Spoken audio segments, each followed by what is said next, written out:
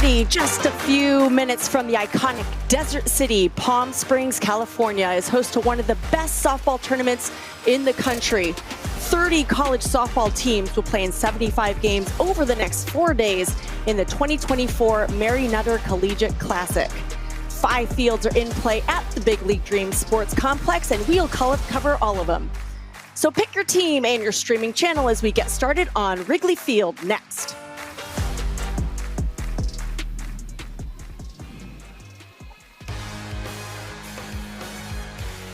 Well, 2024 is the 20th year of the Mary Nutter Collegiate Classic, and we are proud to bring all the action to you right here on Flow Sports. And excited, look at that backdrop. It doesn't get any better than that in Cathedral City, the place to be. Look at that crowd.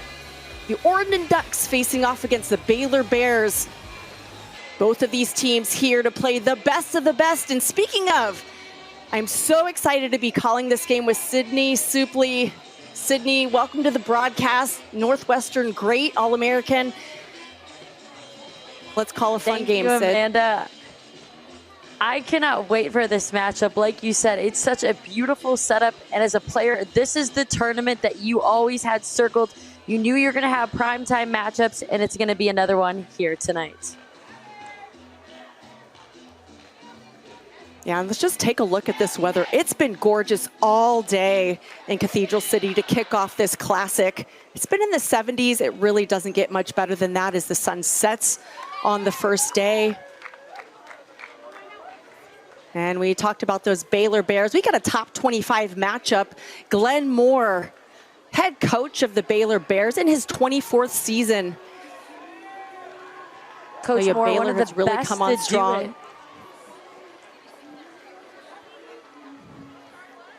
Yep, like you said, Coach Moore, they've come on strong, but one of the best to do it, over 1,000 wins for Baylor. And let's take a look at that Bears starting lineup. At the top, Wilson, Binford, Govin, Hott, Koyasos, Tovin, Vivoda, Watson, and Pylon. This is a strong offensive team for the Bears. And for Oregon, they'll be facing off against Elise Sokolski. Yes, the sophomore in the circle. She has been tremendous so far this season. As you can see, in 9 innings pitched, she has a 0 ERA. It does not get much better than that. For Lombardi, she said she has been loving everything she is seeing. Her strikeout numbers are higher, and she has just really been tremendous in the work that she put in the offseason to allow her to thrive in every single moment she's had so far. But for her, this will definitely be one of the biggest games she's had so far this season. Yeah, Sokolski with those 9 innings pitched, she's got a 0 ERA, so definitely a strong start to this 2024 season. And she'll face off against Mackenzie Wilson.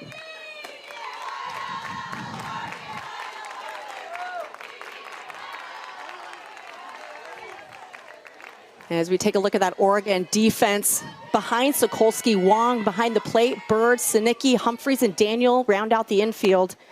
Luchard, Delgado, and Carlson in the outfield.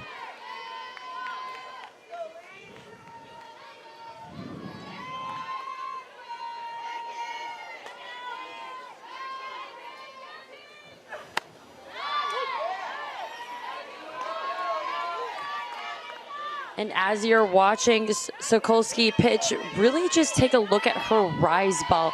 Coach Lombardi says her spin just being so tight really speeds up a hitter.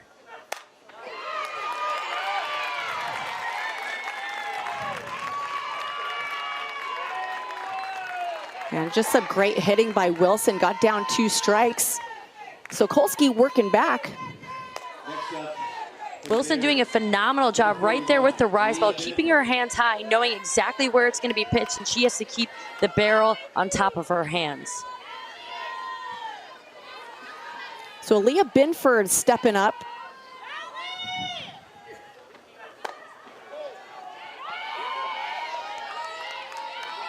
She'll take ball 1.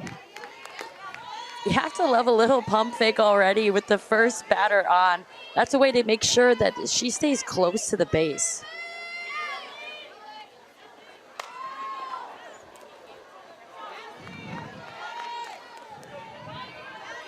Count evens at 1.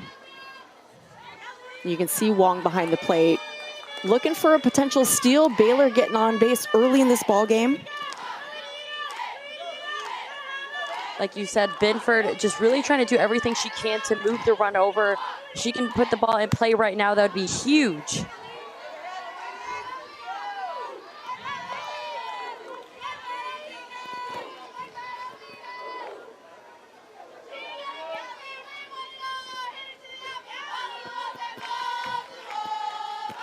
So Oregon just finished a beautiful game against UCF. Came out on top by 1. Morgan Scott finished that ball game, came in, bases were loaded, nobody out, struck out the last 2 to end the ball game.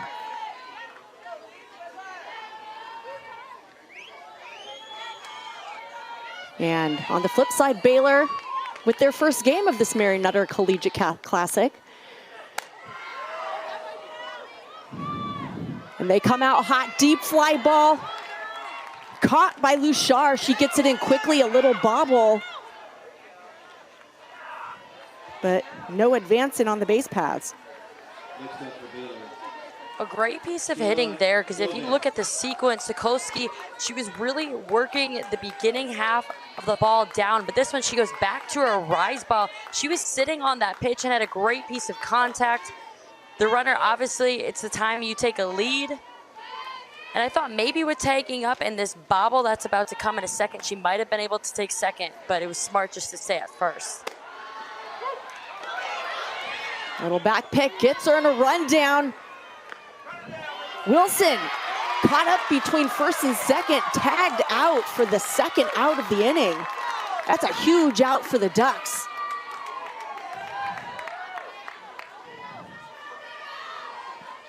You can see right there, she had the back pick. She already did it when she was on base one time, but this time she is caught too far off and gets in a jam. Huge out for Oregon to set the tone right away.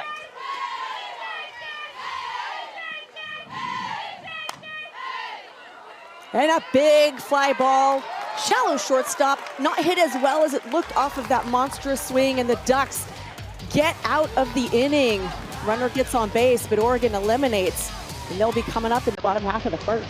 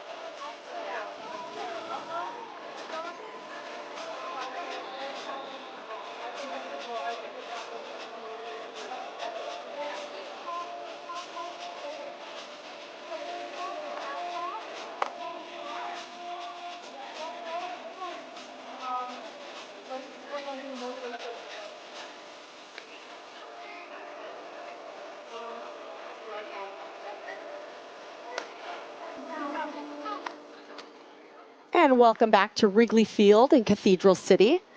Bottom half of the first inning, Baylor not able to play to run, had the first runner on base in the top of the first. And now the Ducks have an opportunity to answer back. And when I talked to Coach Lombardi, she said she is confident in her pitching staff and in her defense, but this weekend she really wants to see her offense step up. She felt like last weekend they lost too many games on shutouts. They were able to get runners on base, but they could not find a way to drive them in scoring positions. That's really their goal coming into this tournament. Yeah, and when you look at that lineup, and there's head coach Melissa Lombardi. She's in her 6th season as a head coach for the Oregon Ducks. But you look at that offensive lineup, and they have some big numbers, but what's more important is getting those runners across the plate. Kai Luchar leads it off for the Ducks. And she'll be facing off against Riley Crandall. Crandall, another pitcher, will really work up in the zone as this game goes on.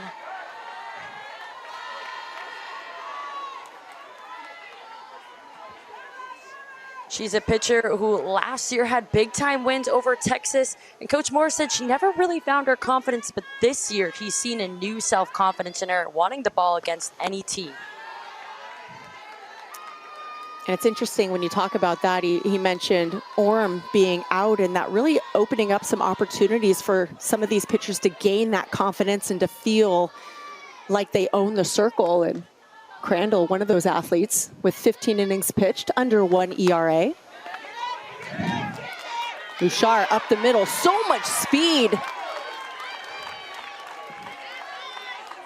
Absolutely unbelievable. This is 2 games in a row that she's hit a one-hopper to the shortstop, but because of her speed, she's able to beat it up. And right there, you see the ground ball is fielded perfectly, but her speed, the infield really has to crash. Now Bouchard with that .524 on base percentage to go with her high batting average. And Delgado, Hannah Delgado, step into the plate.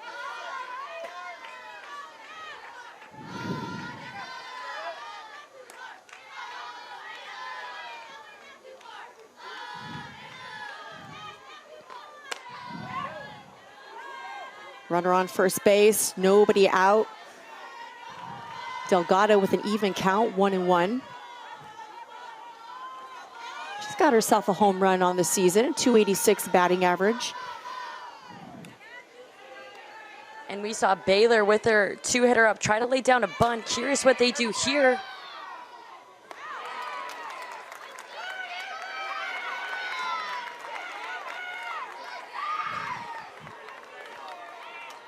It's not that bunt we were looking for, but gets the job done. Absolutely, that slap here, almost in the same position. This time the shortstop crashing, but still able to get her over to second safely in a runner in scoring position. And she was really only a step away from beating that out.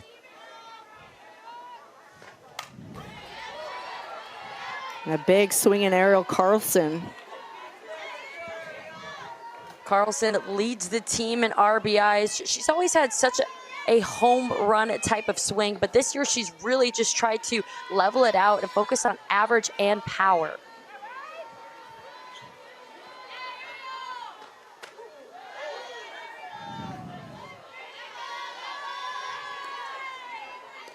You have to love when a pitcher goes low and out and then comes up and in. That speed difference is just so hard on a hitter. Sometimes it will feel even 6 miles an hour faster up in your hands.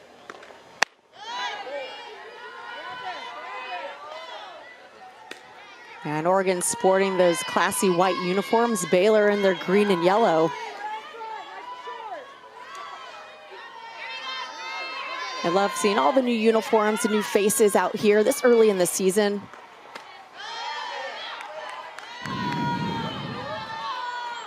As Carlson falls or is ahead in the 3-1 count. That runner out there in scoring position.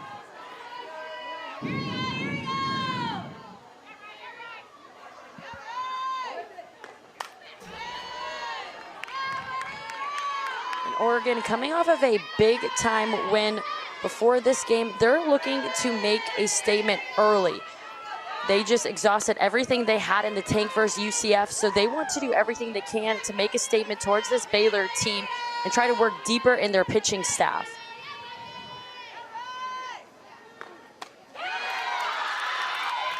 That's a big strikeout for Crandall for the second out of the inning. Crandall having so many tools in her box, worked in and out off speed and then finished up with that up and away. And Carlson just goes fishing outside of the zone for that one.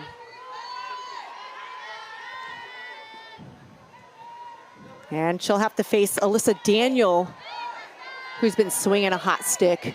Daniel with 8 RBI on the season. Would love to get Bouchard home.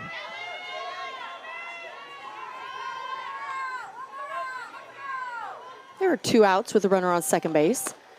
Bouchard with a healthy lead off second.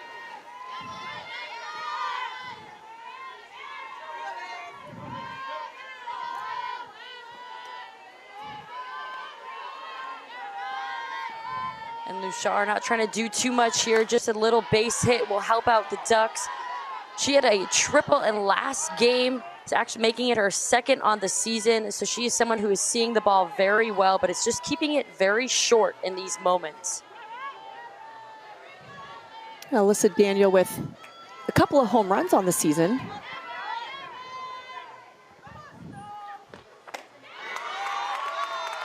That big swing at the rise ball.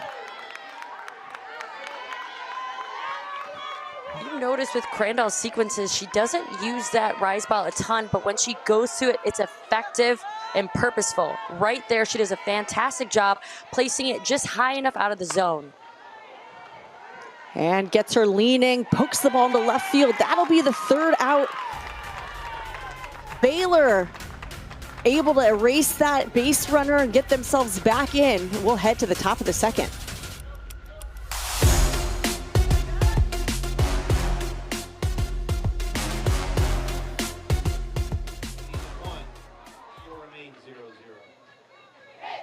Japan kickoff is the Japanese Trade Association of confectionery manufacturers. Stop by the booth and try some samples. Please be sure to stop by Jug Sports. The booth to talk to Dave about receiving a demonstration on the new Jugs Mini 3 softball machine. The Mini 3 is the easy answer to all of your softball practice needs.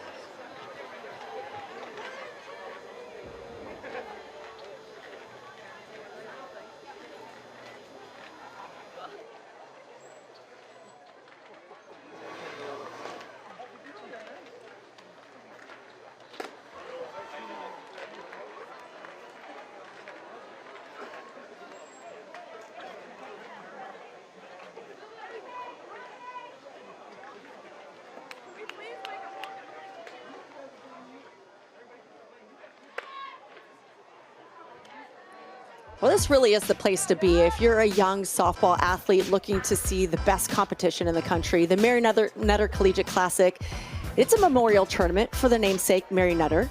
She was a two-time ASA first-team All-American during her amateur and professional playing career.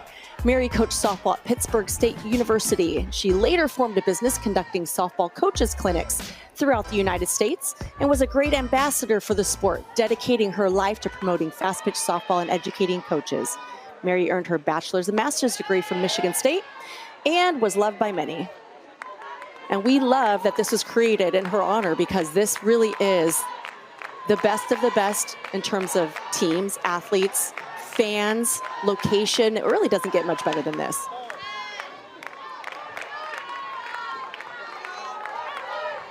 And we'll get a good look at Emily Hott step into the plate to lead off this top of the second inning.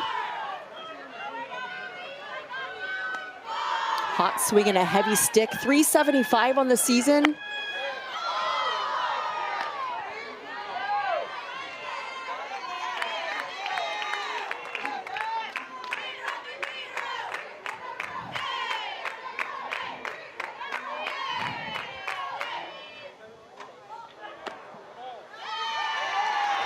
And Sokolsky. Talking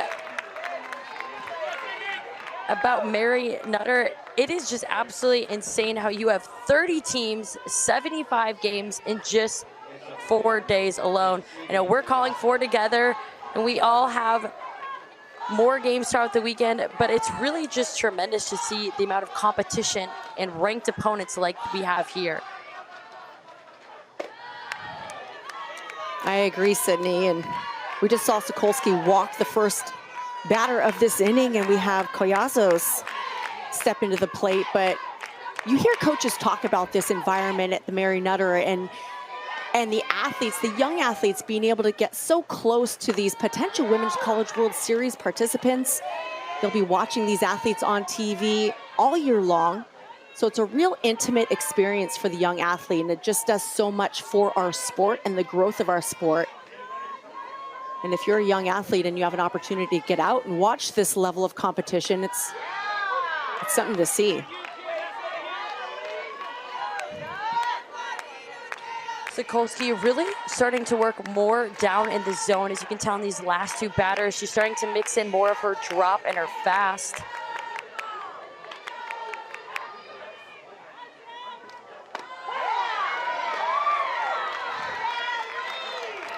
And after the walk, gets the strikeout. And let's take a peek in on our color analyst, Sydney Supley. Sid, look at that bio.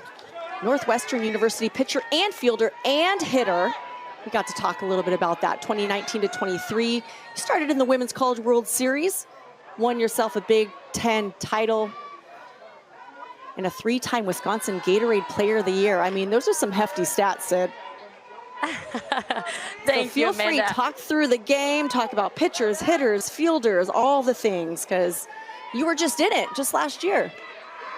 It feels like just yesterday I was on this field, and I think for me, I mean, what a nasty changeup there by Sokowski. But you talk about how special the Mary Nutter is. I mean, this is a weekend that my parents always came out, my family did, because it was the atmosphere of just hundreds of people showing up because they loved softball. And you can feel that within every game.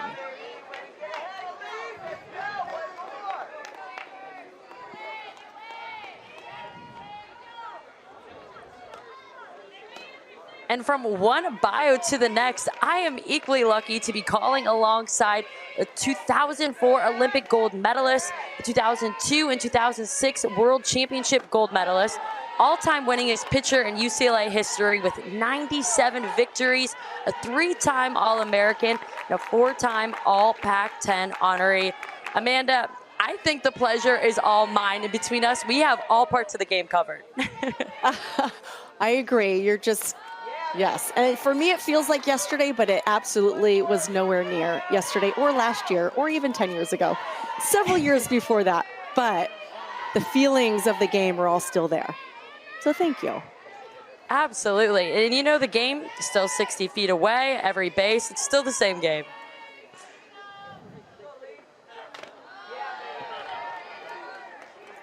And Amber Tovin putting up a fight in the box. Hot still over there at first base. Drew that walk early in this inning. Hasn't moved since. The Collazo's strikeout. Tovin now deep in the count.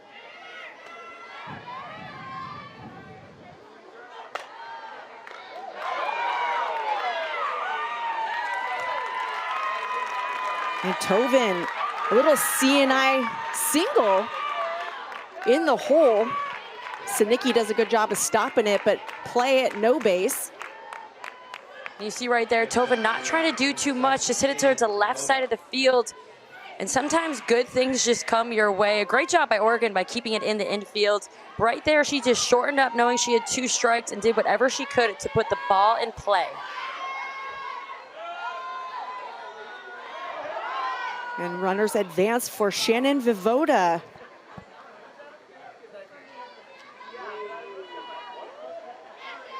We're playing very close to several other fields here at the complex, so a ball comes in. We'll send it back out. And a pass ball. Advances both runners, Hot and Tovin, both into scoring position. Now this is where this inning. The strategy of the game really comes in. But right here, before we get to that, we're gonna see a drop ball that just goes down too heavy, not able to keep it in front, will allow their runners to advance.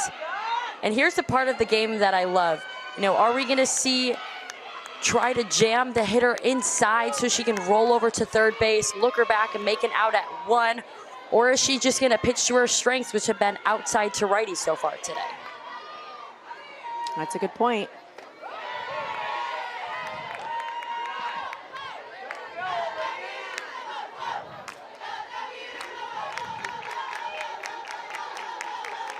Vivoda taking a big, deep breath.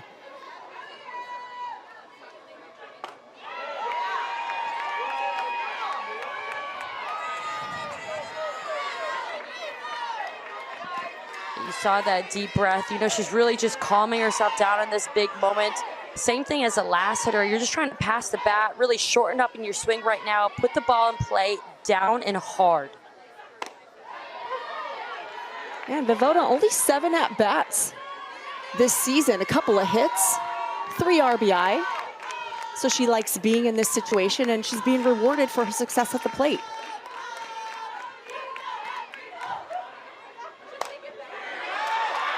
And a base hit up the middle. That'll score 1. Tovin holds at third. Vivoda all the way to second base, and Baylor strikes first. Talk about that strength. I mean, that is not a hitter's pitch. You can see right there, it's kind of up and in, but she's so strong in being able to muscle it towards the middle of the field in no man's land to score an RBI and put her team on the board. Great piece of hitting. And that'll force a conference. There's Coach Lombardi going to make her way out to the circle to talk to her team. Yeah, I agree with you, Sid, that it wasn't a bad pitch. It's just falling behind in the count, having to work back. And it looks like we're going to have an early pitching change.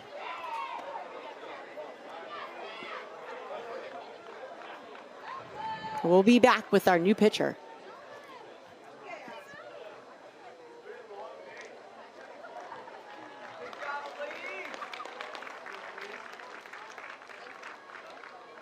Pitching change for the Ducks. On pitch, number 0, CD.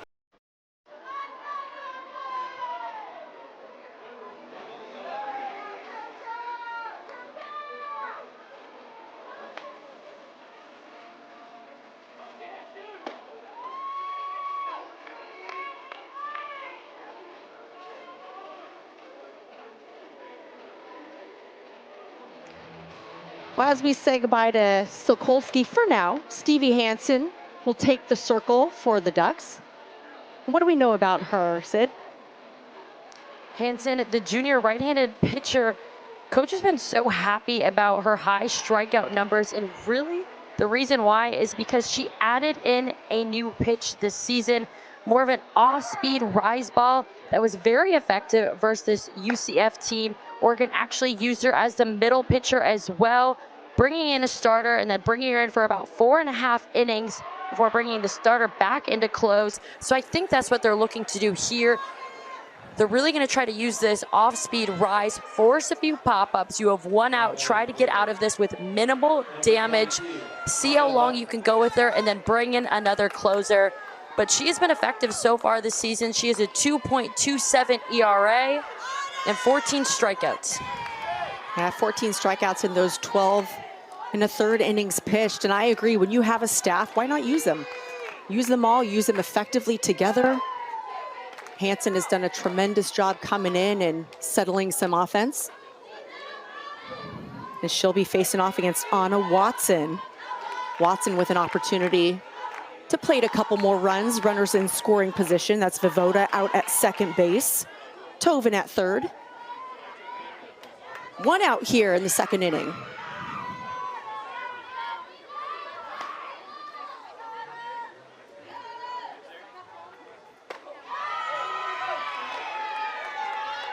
Watson, as a reminder, senior, please go, Sid. A senior for this Baylor team. She is somebody who has had a lot of experience. She's someone you want in this moment. She's new towards this season, but has a lot of at-bats from the previous years. Now, this is a very experienced Baylor team. 21 athletes returning from last season. That's unheard of to me. To think that there were that many on the team with an age of transfers and just certain circumstances, for 21 to return to your lineup, that's got to be a real blessing for Coach Moore. I couldn't agree more, and 17 of them are upperclassmen. He says that's why he really challenged his teams in the first 2 weeks with so many ranked opponents. And Watson draws a walk to load the bases. That walk is a huge time play. You're a hitter who's just coming into the game facing a pitcher who's new, and to be able to draw a walk to get bases loaded is sometimes the momentum and the small part of the game that can lead to a break open moment right here. I agree, and Presley Pylon now with 1 out, bases loaded.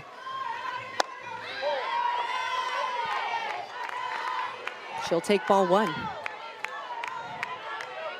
If you're a hitter right now in this situation, I would guess that you're taking until you get a strike here. Hansen struggling to find the zone, nibbling a little bit.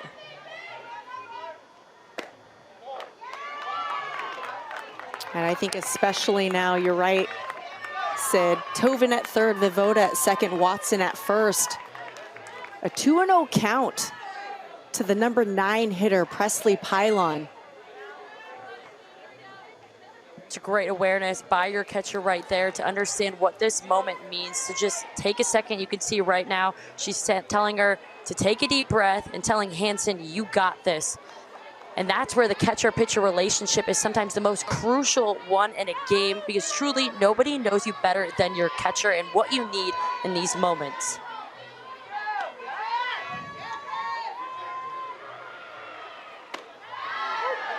That's what she needed. I think you're absolutely right, Sid. The catcher knows exactly what to say to their pitchers. That relationship is so important. Some pitchers need to be approached. Others don't like to, but need to.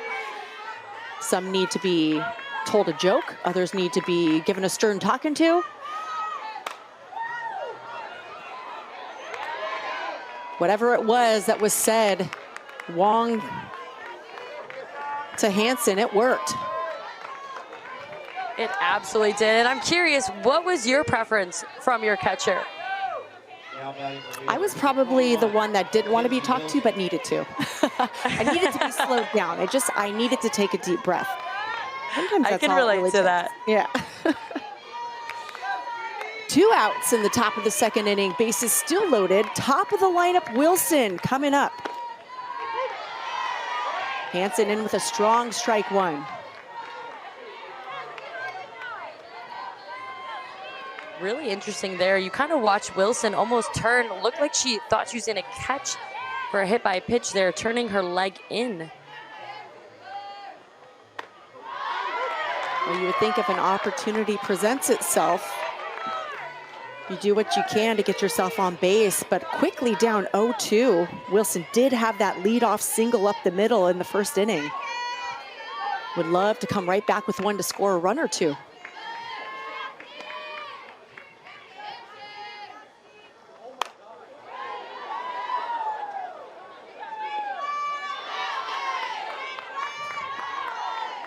And speaking of that hit, you could see right there where she was able to get on top of the rise ball. And so far in this at-bat, Hansen hasn't went back to that rise ball, remembering what she did in the first inning, but we've seen a lot of off-speed. The last 3 actually have all been off-speed pitches. And the final outside corner for a huge strikeout. Bases loaded. Oregon escapes danger. Baylor does play to run. We'll see if Oregon can answer back on offense.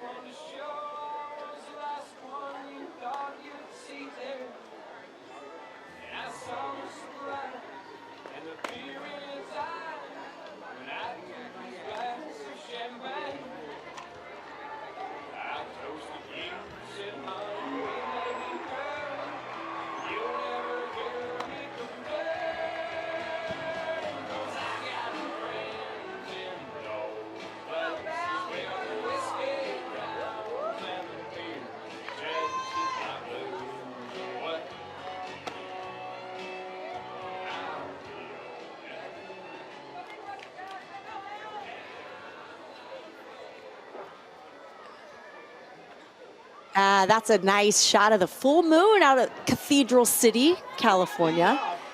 And the nightlife in Cathedral City isn't too bad. California includes some fun things for all ages. Boomers, it's just a short drive. It includes mini golf, go-karts, arcade games, And there's a batting cage. I don't know, could you imagine if you rolled up to the batting cage at Boomers and you saw, I don't know, Oregon taking some BP or Baylor Bears getting some swings in before their game?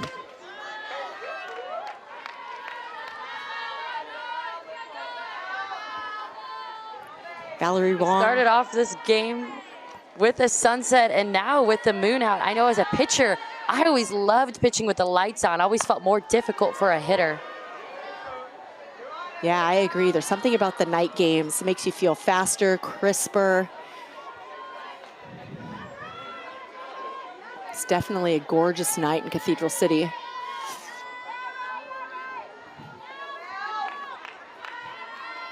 Valerie Wong with that nice 444 batting average coming into this weekend.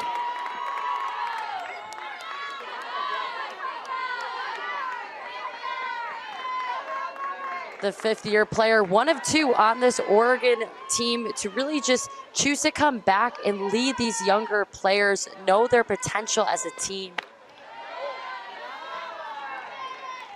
I think what's fun about Wong is that she's played every position at Oregon. She's really been the quintessential versatile player, utility player, every position but pitcher. And with their staff, I don't know if she's going to have an opportunity this season. You never know. It'd be fun for Coach Lombardi to just throw her out there, just for an out, just for one hitter, just to say she's played them all. Just going to put it out there. She's an athlete. I think she could absolutely do it. Maybe even a little BP. We'll put that on our radar, see if we can get it. Yeah.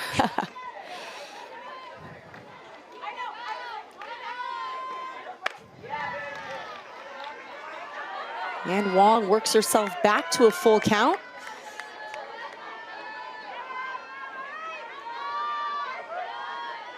Wong with 1 home run on the season.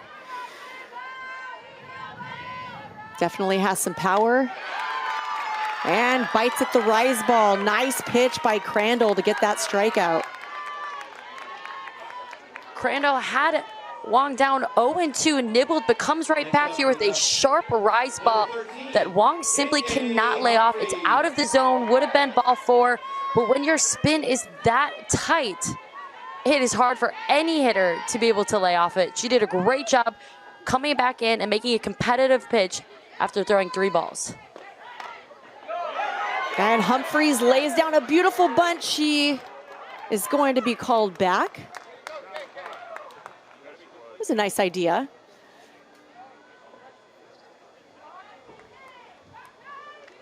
Right here, Humphrey understanding after a strikeout, the defense was back, tries to lay down a bunt, and she would have easily beat it out, surprising everybody.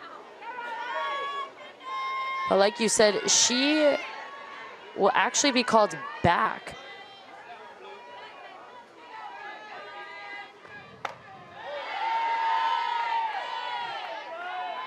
Yeah, Humphreys has been a real impact player for the Ducks. This season, her average isn't really reflecting her potential, but an athlete that Coach Lombardi's going to go with, knowing that at any point she could break out. I love the idea to bunt. And that's what happens when you hit the ball hard on the ground. Humphreys making things happen, getting herself on base.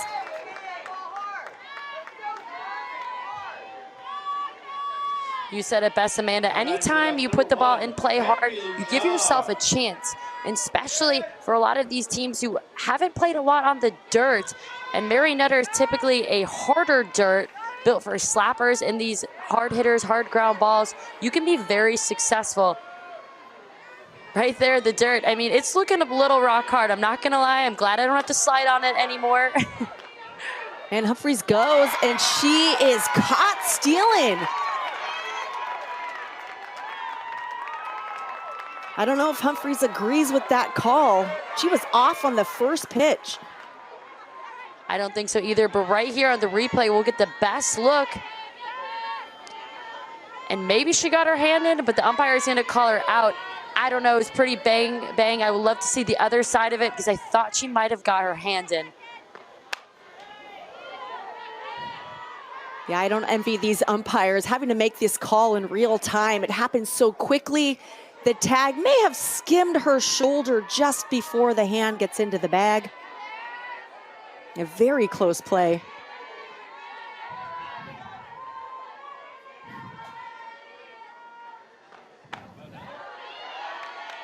And Kedri Lushar with 2 outs. Lushar has 8 at-bats on the season, 3 hits with that .375 batting average.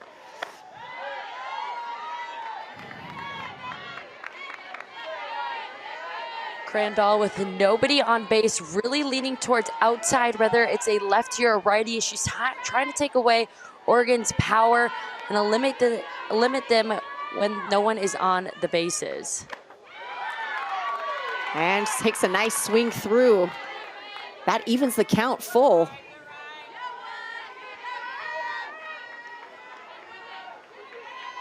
There's 2 outs, bottom of the 2nd inning, full count, Kedri Lushar.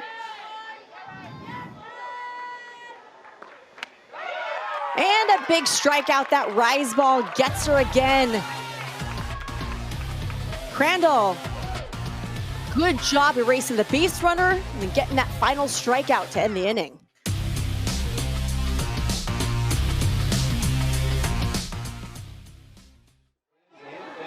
You can watch all of the live action from Mary Nutter on FloSoftball. We'll be streaming live all of the games and also have archives available to watch on demand. Check out FloSoftball.com. That's FLOSoftball.com. Come visit the Players Collective booth out in the Wrigley Field outfield to meet some of your favorite professional athletes, get their autographs, and free giveaways.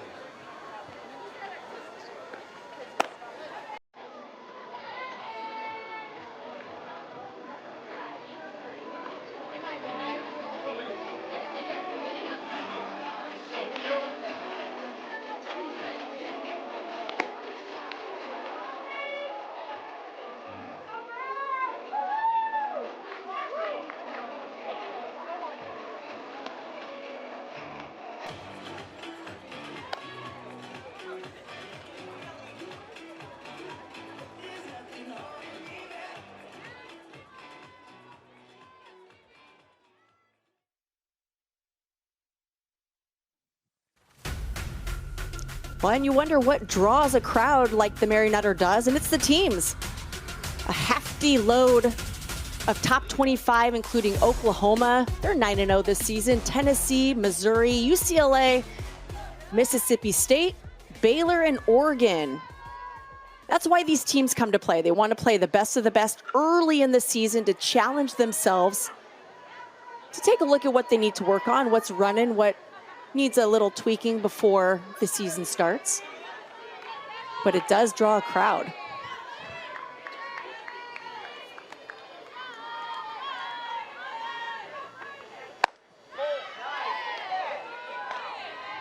And leading off the top of this 3rd inning, Aaliyah Binford. Binford with a fly out to left field, her last at-bat.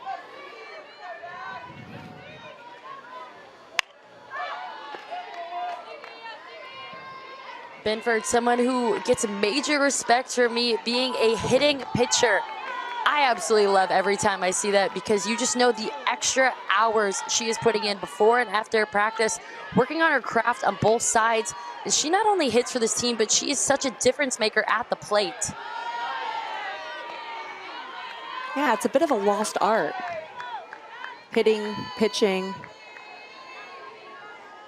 playing the field, doing it all, because it does take a lot of extra time and effort. Pitching alone is a full-time job, but then you add on the art of hitting.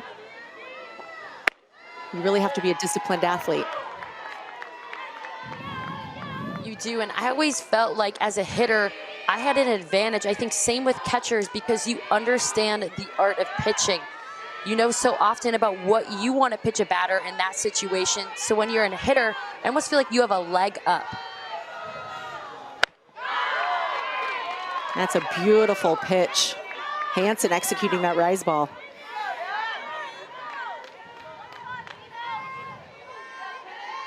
Binford finds herself in a full count.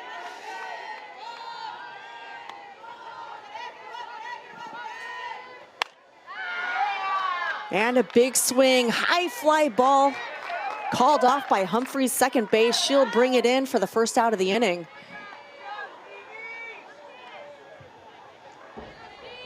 And coming into this matchup, we knew it was going to be a pitcher's duel. And I think you're already seeing that through these 3 innings. Right there, another sharp pitch.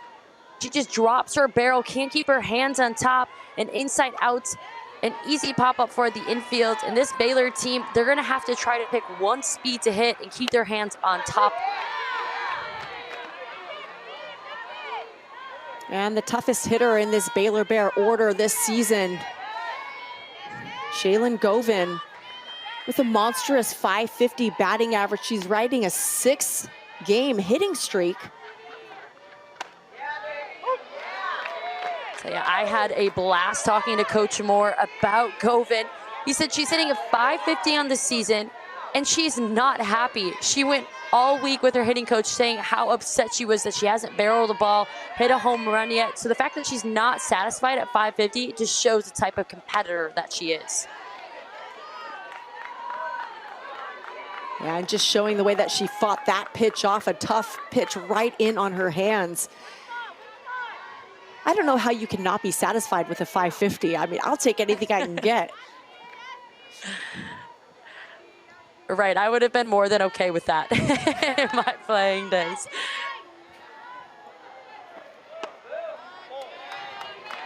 Hansen goes away with a waste pitch, seeing if she could get Govin to chase. And I think that's what's tough with these big hitters when they're disciplined, when they're not going to swing out of the zone, makes it even harder to pitch to them.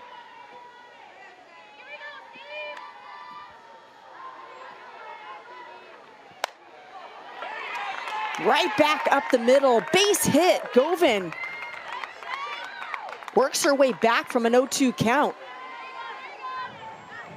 And if you watch in her pre-stance, she almost has a slapping timing hit. Watch how she keeps her barrel up front before the pitch. And that just allows her to keep short and stay on top of that rise ball. Exactly what we saw in the first inning when Baylor got a runner on base is the same type of hit. Nice and tight, choke up on the bat, have a timing slap so you can just poke it through the middle, which is exactly what Govin did there. Yeah, Govin extends that hitting streak now to 7 games. And it'll give way to a pinch runner, Caroline Rowett.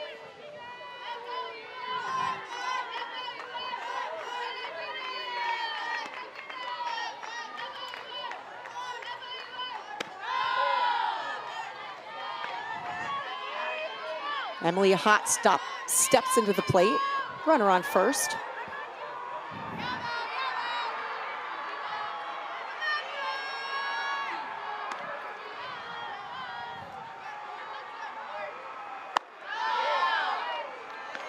The ball tails away, 2-0. And if we remember last time Baylor had a runner on first base, she was picked off. So right now, if you're Baylor, you're staying pretty tight to the first base, and unless you're going, they're not going to try to play any more games on the base path. And from her knees, Wong down, gets her at second. Well, right back at you with the base runner. I mean, nice exactly. all around walk. To my point, like you said, that's what makes the first inning so impactful. So when you keep a runner tight by picking her off, it allows the runner on first base to really make sure that she almost had a late jump, it seemed like, to get the runner out. And a big swing, Hot into left center field. Delgado runs, but Hot into second base for a double.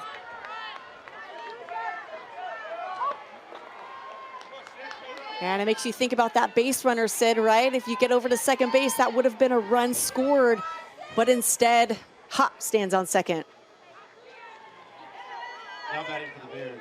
Crucial decisions that can really be a game changer. Both Baylor and Oregon have now been thrown out at second base. Each coach just trying to make momentum, but sometimes being overly aggressive can come back to hurt you. 2 outs, runner on second. Sydney Collazos.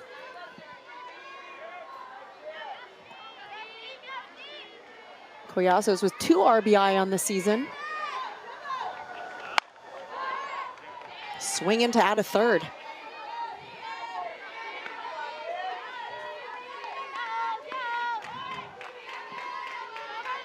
I don't think I've ever heard so many compliments given to a player than for Sydney Collazos from her teammates and her coach, just saying she's truly a player who loves the game, always laughing and bringing everybody up around her.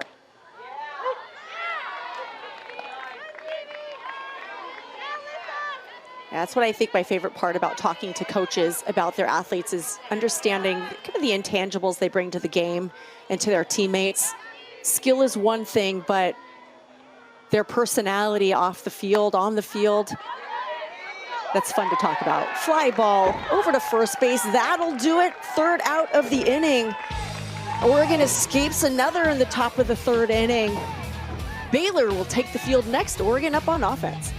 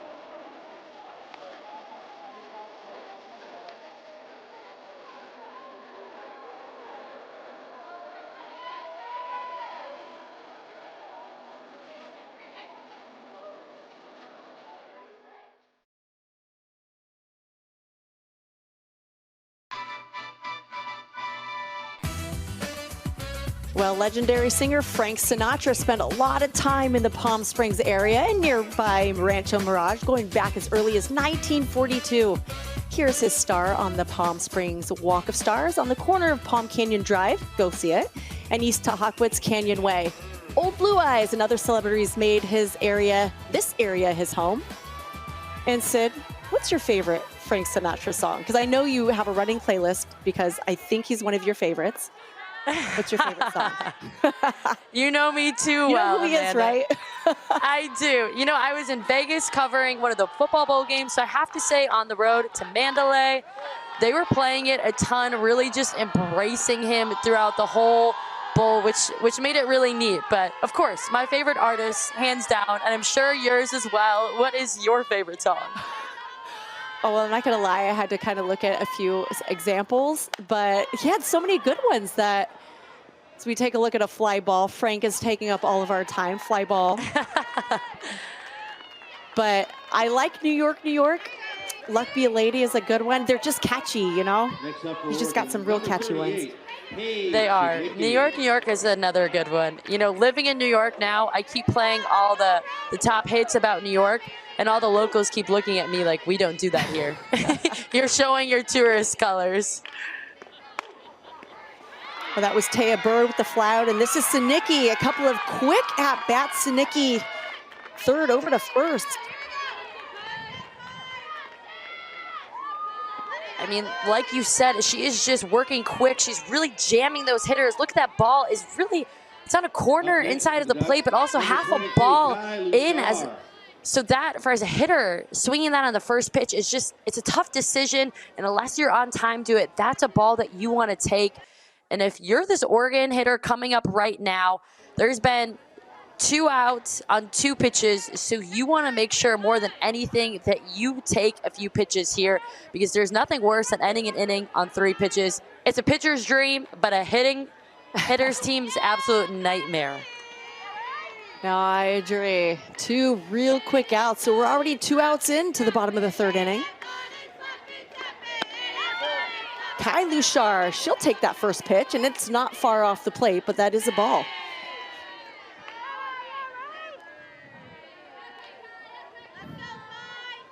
You know, that is Lushar tough as a actually hitter, leads Sid, because go for it, go for it. Oh, no, you're good. I want to hear what you have to say about tough as a hitter.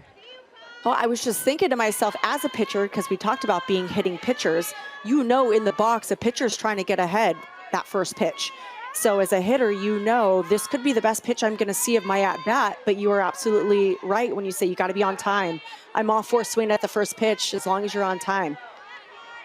Yes, that was always our rule when playing. If you were going after that first one, you better be sure you were on time or swinging as hard as you can. So if you mishit it, it still was going to go somewhere. But Lushar, she's such a tough out and something that defenses spend forever trying to game plan against her. She leads the Pac-12 in hits right now and in stolen bases. So truly a triple threat. So the best outcome with somebody like Lushar is that strikeout. Keep her off the bases. Keep her stick off the ball. And as a coach right now, you love to throw to her with 2 outs. That's a perfect scenario to go right at her.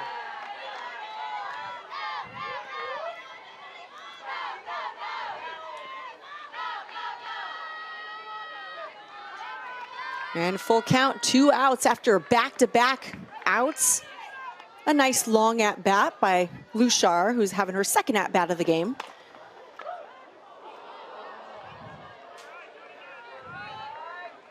And Vivoda's had some action over there at third base. She's been playing up the line, and you have to against a Sinicki and Lushar with their kind of speed. Lushar, just such a true veteran there, right? Fighting off any strike possible, understanding her job right now is to see as many pitches as possible. Whether she gets on, you just want to start to wear down Hansen. Or excuse me, Crandall for Baylor. Because right now she has had this Ducks numbers very, very light on her pitch count. So if you can try to work her in some longer at-bats, that's only going to help you in the 5th, 6th, 7th inning. And full count pitch, just a little high and inside. Lushar draws a walk. A great at-bat with 2 outs. Right here, just absolutely great discipline after fouling off rise balls. And you never want to put on a player who leads their conference in stolen bases for free. And that is exactly why Coach Moore is going to take time and go visit his infield game plan, where they're going to attack. I'm sure they're expecting her to steal. But if anything, he's probably telling Crandall just to take a deep breath. She looked great versus the 2 hitters. Let that one go and attack this one here. Because the last thing you want is Lushar still on the bases and Carlson up to bat, your 3-hitter. And Lushar will steal a bag. She's had 10 attempts, 9 successful. And she would love to get herself into scoring position. Hannah Delgado.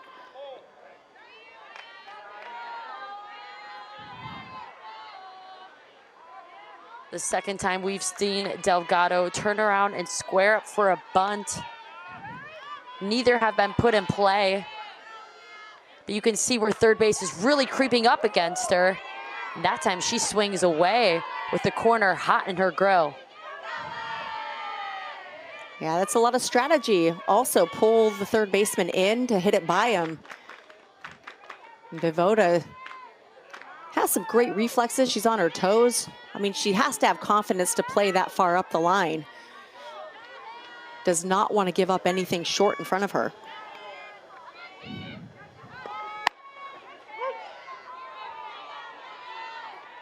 Crandall coming with a strong strike. 1 and 2, 2 outs. Base runner on first. That's Lushar. She's got wheels.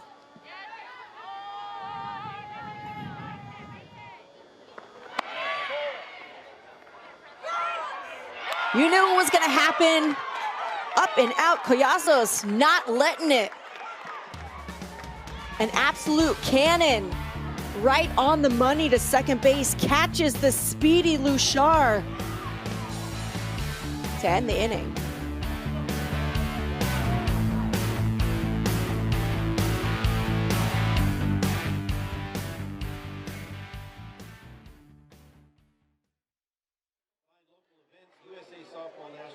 Championships and the latest on certified equipment, just a click away.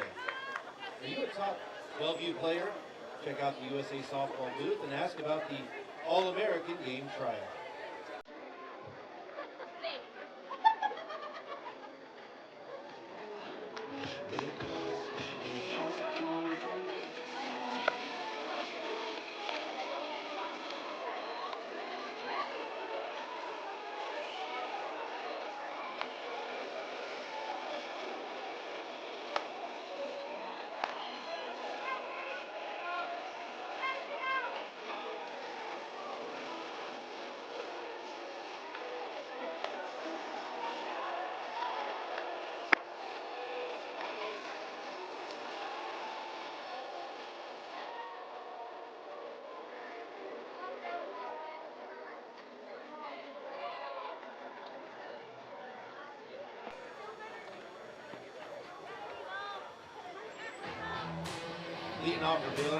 We would like to thank our sponsors for the Mary Nutter Collegiate Classic, including Japan.com. Japan.com is the Japanese Trade Association of Confectionery Manufacturers. And Jug Sports. The Mini 3 Jugs machine is the easy answer to all your softball practice needs.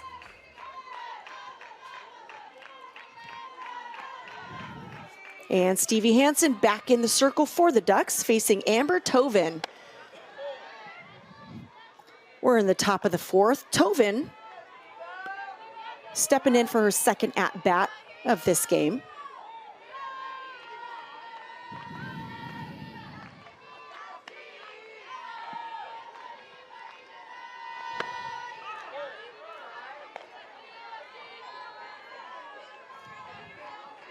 You know, Amanda, we've been giving a lot of love to the pitchers, but we have to shout out these catchers too. We saw at the end of last inning, that is now with 3 runners that have been picked off at second base, or I should say thrown out, 2 for Baylor and 1 for Oregon.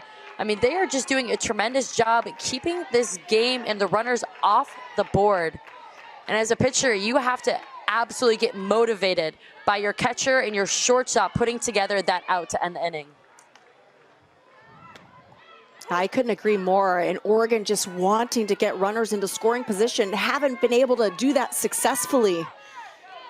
The catchers have been on point, and they're sticking those pitches. They're helping their pitcher first, and then they're making that throw down to catch those runners stealing. It's very impressive.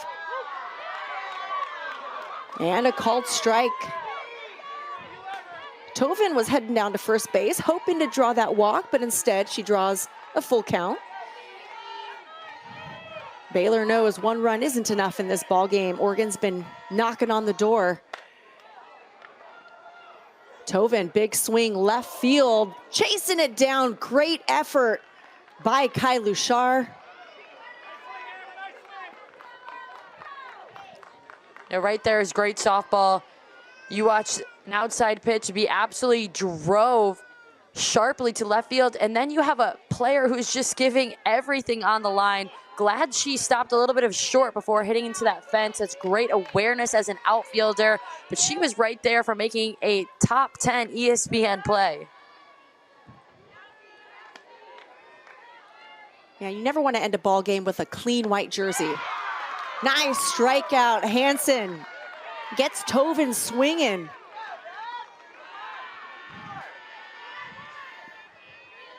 And right here is the new pitch we talked about. Watch this off-speed rise ball. You see how it just floats? It's one of those where the spin is so sharp that it speeds you up as a hitter, but it's not coming in actually as quickly as you think, and that's where she's getting so many swings and misses. And Vivoda early swinging just out front of Wong, who comes out, grabs it out of the air for the second out of the inning. And you'll have another chance to see it right here, because that was the same exact pitch that got on the hands and forced a pop out. And a tremendous job there by the outfielder for calling off a pitcher. You saw the corners crashing right here. There's that replay. And as a catcher, she did a great job taking charge. For a pitcher, sometimes that can be hard to get to right after delivering a pitch in time. And Anna Watson, she steps in, swings at the first pitch.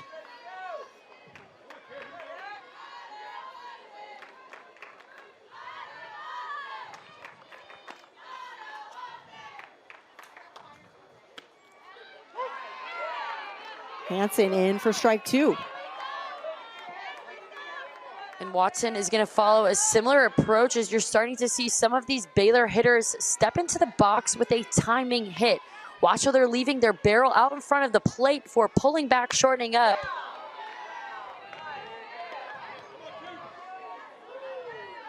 Now, these are definitely some experienced hitters. Watson, a senior, one of many upperclassmen in this Bears lineup. 1 ball, 2 strikes, top of the 4th, 2 outs.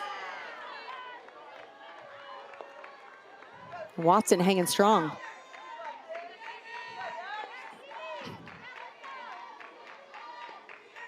This is the 3rd game on Wrigley Field today, and they have been some great games all across the complex. We'll have game 4 in just a little bit.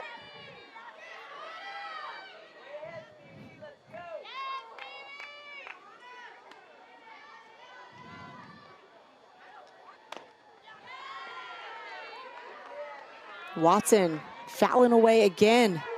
Still in that 1 ball, 2 strike count. Hansen doing a good job of picking out the corners. And Amanda, I'm sure you love it as well, but you can truly see just Coach Lombardi's pitch calling here right now and how effective, and she's mixing up all different sides of the plates and so many different spins. And that's one thing that Lombardi does so well. She was phenomenal at Oklahoma and has only carried that over to Oregon and built such a strong pitching staff that she really credits to one of the smartest staff she's ever had and how much film they watch. And that'll do it for the top of the 4th inning. Hansen with a big strikeout to end the inning. Oregon still needs 1. Baylor up by 1. We'll see you in the bottom of the 4th.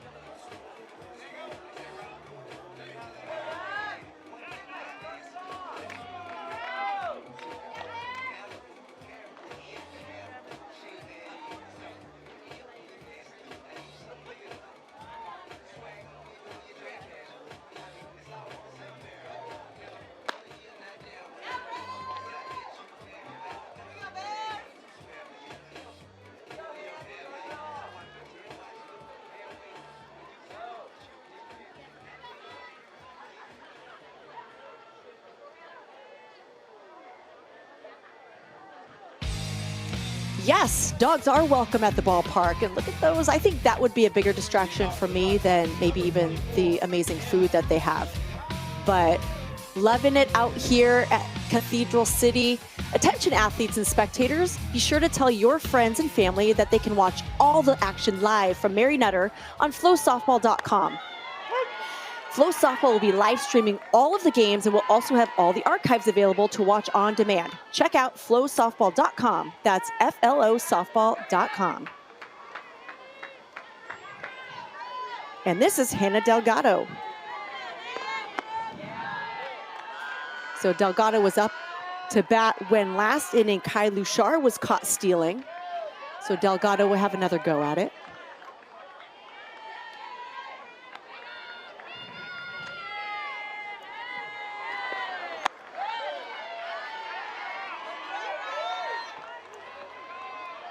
And Delgado so often last game and then last weekend has really been the spark that this Oregon offense needs. Expect to see her right now in this moment, just trying to keep it short, do anything she can to find a way on base.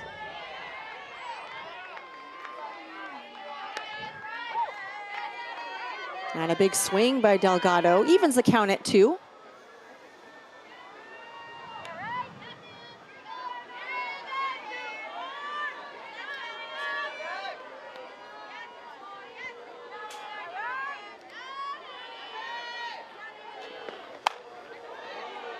Goes upstairs.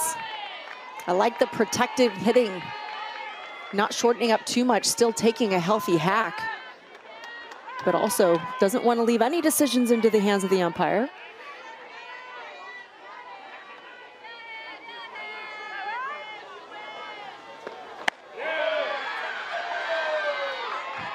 Just missing inside. What do you think about that pitch, Sydney?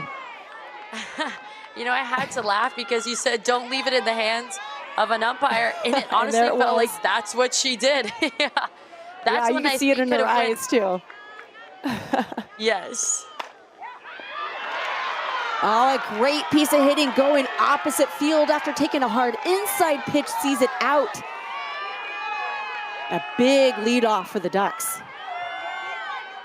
Right there, like you said, she just let an inside pitch go by, understanding she was attacking that outer half of the plate and did exactly what she needed to do, stayed level all the way through.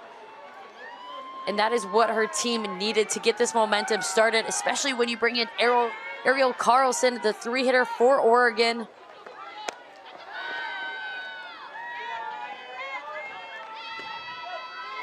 Carlson is the hitter in this lineup that can do some damage with those 11 RBIs. It's a perfect situation for her.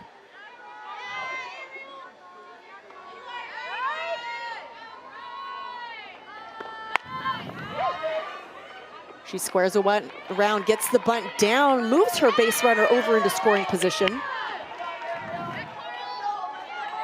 And how she bunted in this situation really shows a lot to how Coach Lombardi leads, that no matter who you are, you may lead the team in RBIs like Carlson does, but she still believes in that old-fashioned. She wants to bunt you over and set up your 4 and 5 hitters with a runner in scoring position. That's playing to your odds, and how a lot of softball coaches did it, I would say back in the day, but really so.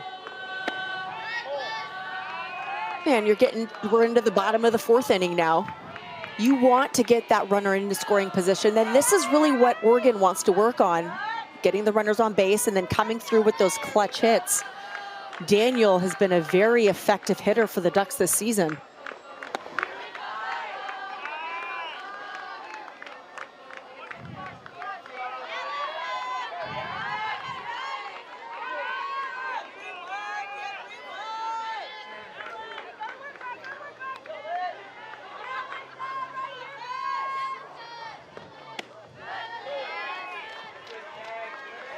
And a nice at bat, getting herself to a 3-0 count.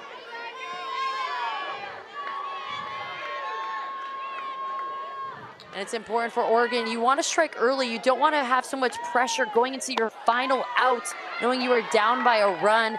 And we said at the beginning of this game that both of the coaches' focuses within their team was scoring runners in scoring position when they actually had them on second and third base. Right here, Oregon has a perfect opportunity to do so.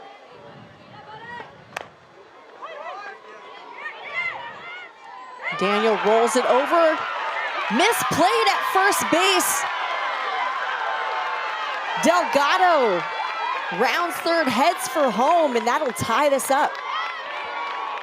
And look at that smile. Sometimes it really doesn't take too much besides getting your feet on the plate. I know right there she's saying I rolled over, but when you're a lefty, just to be able to put it on the right side of the field is what you need for that runner to get over safely to third, and then this overthrow allows an opportunity for her to score.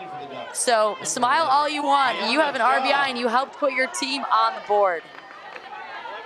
A great situational hitting by Daniel. I agree, that 3-1 count, just trying to put the ball in play, and good things happen when it's put in play in the dirt and when you've got some speed.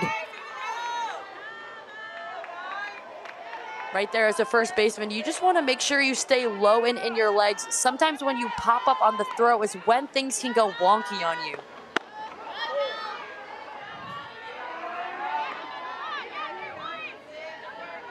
And here we are in a new ball game. It makes Coach Lombardi look like Oregon, a genius for bunting her over on that one now. Textbook softball. Wong, hard ground ball, will it be a double? And it is. The Bears out the inning with a double play. But not before the Ducks score a run, tying it up. Baylor, Oregon, tied at 1, heading into the top of the 5th.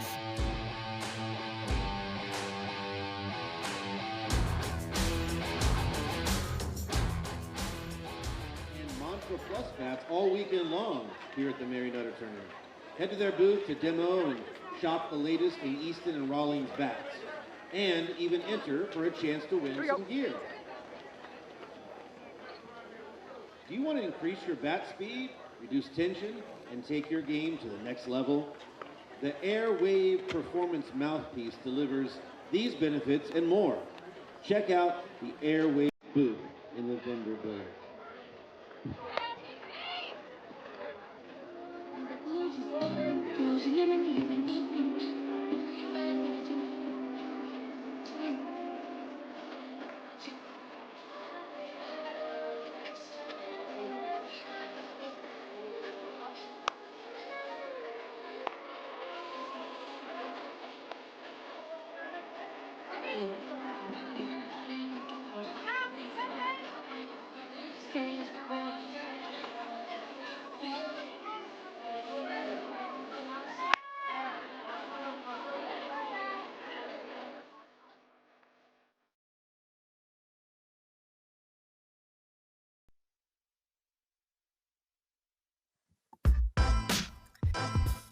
Well, some of the youngsters, Sid, may not recognize Sonny Bono, but here he is. Statue in downtown Palm Springs, Sonny Bono was married to performing artist Cher and starred in the Sonny and Cher Comedy Hour in the early 1970s.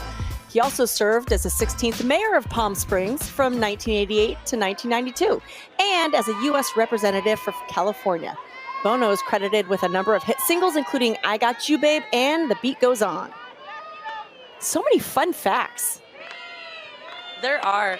And you know, I was going to do a quick Google search, but it sounded so much better learning that from you.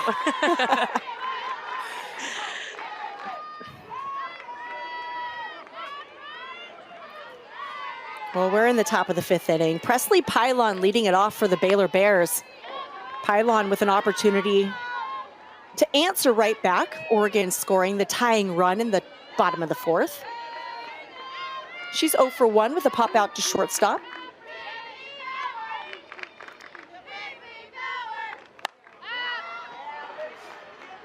And up again, high fly ball. Under it is Taya Bird. And they retire Presley Pylon for the first out of the top of the 5th. Next up. And right here in this swing, watch how her hands just drop too much. She almost swings out of it and doesn't stay through the ball, which is what causes the ball to have honestly a weak fly ball. And I'm sure that's an adjustment she'll make in her next at bat, just staying on top but staying through it longer and not spinning out as much. And Mackenzie Wilson coming up for her 3rd at bat. This is her 2nd at bat against Hanson, struck out back in the 2nd. She does have a single today with that 300 batting average. She's been a tough out all night.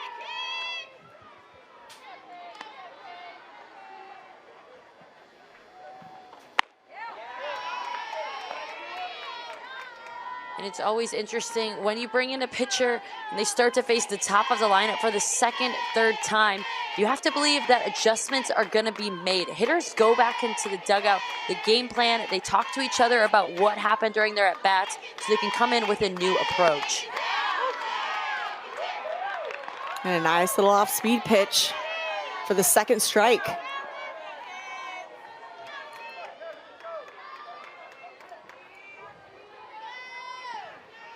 One ball, 2 strikes, top of the 5th, 1 out. Leadoff hitter, Mackenzie Wilson. A nice hard ground ball up the middle for a base hit. I loved Wilson's demeanor throughout that whole at-bat. The previous pitch was the changeup, and you could tell she wanted no part of it. She was looking for this pitch exactly. That's her 2nd hit up the middle on that outer middle out pitch that she just takes it and drives it to that side of the field. She knows where her hot spot is, and she is seeking those pitches. Yeah, and she's a base runner now for Aaliyah Binford. Binford, a couple of flies on the night. So we keep Wilson honest over at first base.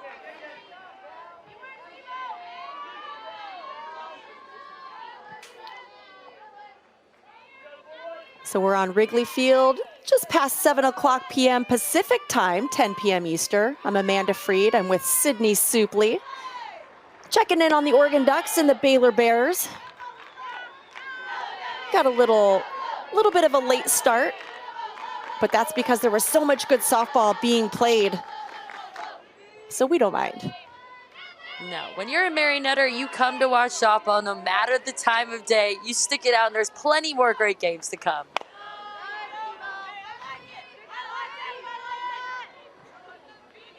Binford taking a hack on that hitter's count.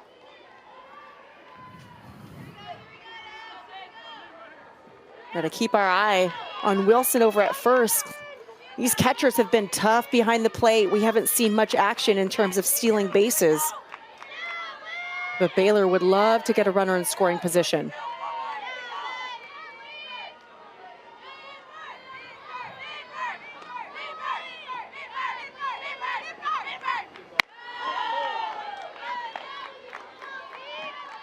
I always believe in a lineup, your number 2 hitter is the most interesting one. You see some teams tend to find a hitter who has a lot of speed, will still square it for a bunt when the leadoff goes on. And then you have somebody like Binford who just comes in with a ton of power.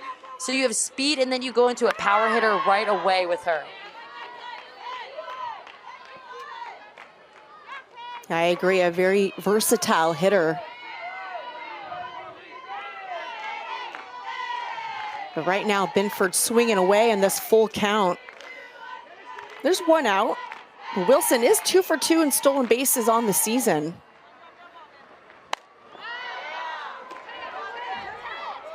A high fly ball. Taya Bird calling off Wong. Great play, good awareness for her teammate.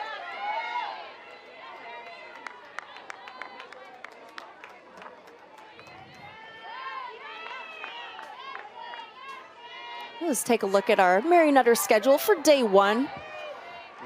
This is on Wrigley Field. Rutgers defeated Hawaii in game 1. Oregon, a tough win over UCF in game 2. We're all tied up here at 1. And then on our nightcap, we'll have Baylor back against Notre Dame.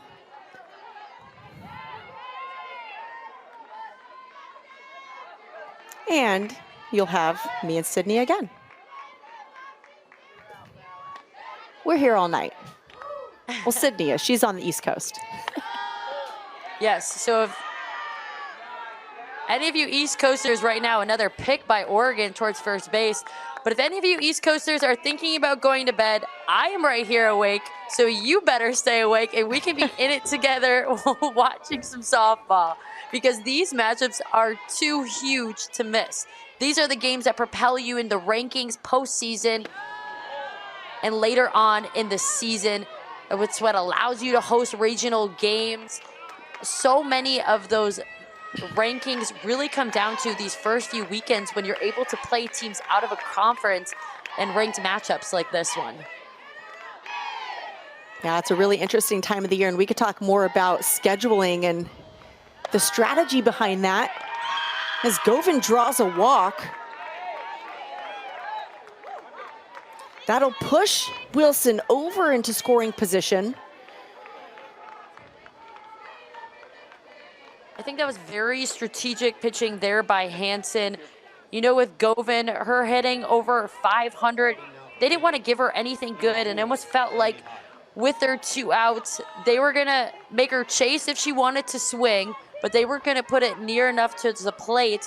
She did a great job staying patient there and just taking the walk and handing off the bat, knowing she allowed her teammate to be in scoring position now. Yeah, I agree with you. I think there was an element of strategy, even though Hot's been swinging a hot stick.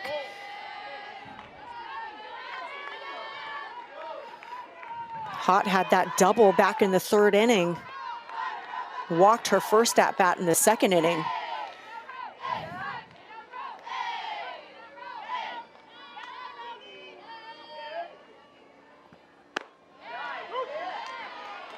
And a nice strike down in the zone to even the count.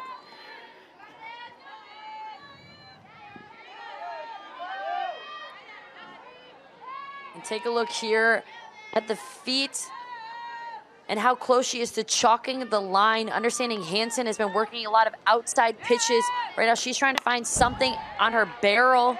Even when she goes out like that, she feels like that's a pitch she can attack when she puts herself in the right position in the box. And we've been seeing Baylor's feet create more and more on the plate since the start of this game.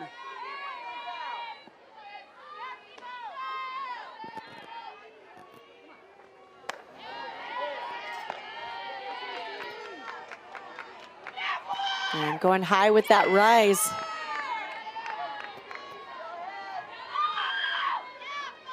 It's actually interesting to break down the swing even more. Watch her front foot has an open stance, and she'll close it off, almost stepping over the line on her swing.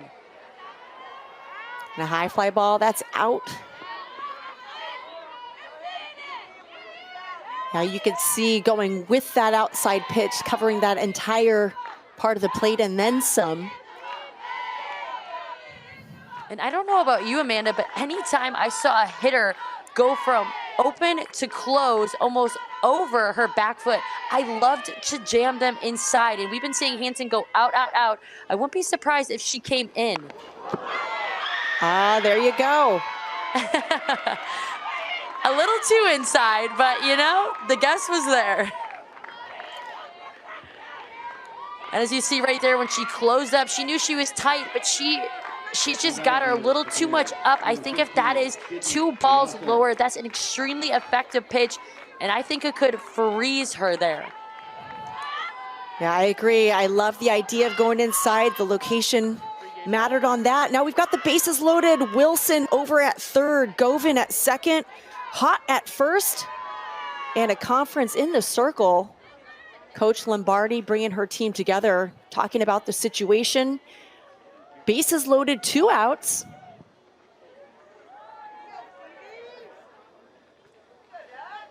And if we really look at how we got there, it was a base hit by Wilson, a walk by Govin, and then a hit by pitch. So as a pitcher, you're not giving up big hits. That's just very smart on the offensive side, that understanding all those little things have now put you in a position with bases loaded and 2 outs and a tremendous scoring opportunity. So sometimes those little moments are big wins.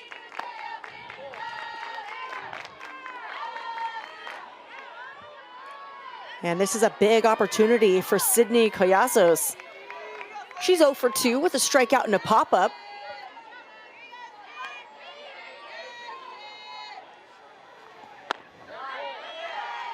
Collazos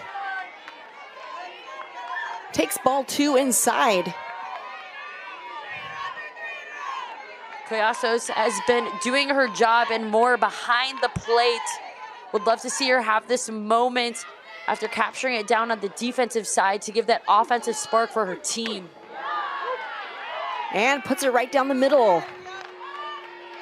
2-1 count. Now this is a battle of the top 25 teams. Oregon coming off a big win against UCF last game. Baylor kicking off their Mary Nutter Collegiate Classic journey tonight, right here. A long fly ball, foul out of play. Amanda, I'm so glad you pointed out a pitch ago that she laid it down the middle, because that's one thing Coach Lombardi said, I would rather my pitchers plate their pitches down the middle to give our defense a chance than to give up a walk. So I'm sure that is something she said to her in a circle after a walk and a hit by pitch, is trust your pitches, trust our defense. And a nice oppo field, that's down for a base hit. The throw coming in home, not in time. 2-run score, Wilson, Govin. A huge 2-run RBI for Collazos. A great piece of hitting, just taking the ball opposite field, hitting it where it's pitched. Watch her really, she got her back shoulder into that, dipping it to go down low. And she will bring in not one, but two big-time runs for Baylor. It all started with a single, a walk, a hit by pitch, and then a 2-run RBI. You saw her giving up a little prayer hands when she was at first base, because after going over 2, she understood how big that was for her, and she just kept right at it. And sometimes as a hitter, hitting can be such an ebb and flow, but you never know when it's your moment. That's why you can't get defeated when you're over 1, over 2, because you don't know when your moment for that third at bat is when it will really count. I agree more, and that's going to bring on another pitching change. So we'll be back.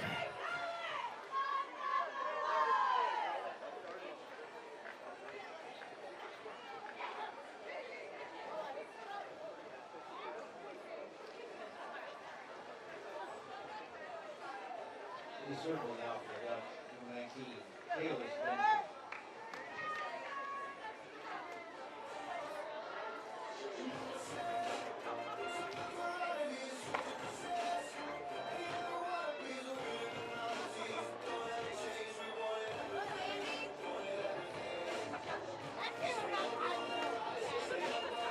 And we're back. Top of the 5th inning, 2 outs, runners on the corner, and a pitching change. Taylor Spencer takes the circle for the Ducks. A true freshman in one of the biggest moments in her career so far. And talking to Coach Lombardi, she really felt like after the freshman's outings that no moment was too big for Spencer. And that's why you're seeing her get the ball right here. Coach trusts her. She has a 1.12 ERA coming into this weekend. And this is a huge opportunity for her to continue to prove herself for her team and for Oregon.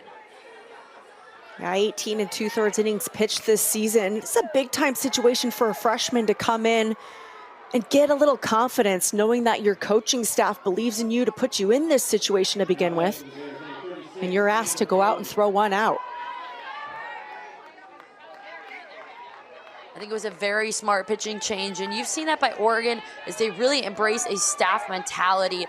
You'll see them hand off the ball once they go as long as they can. So this comes as no surprise. For a Baylor team, it's hard to constantly have new pitchers coming in, try to get on time, and try to just understand what the pitcher throws.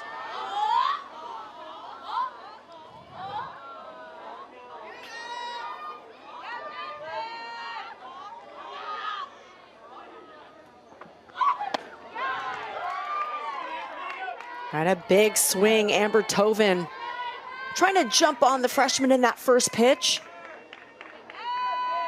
Tovin 1 for 2 with a single, that almost 300 batting average. Would love to get an RBI on the season.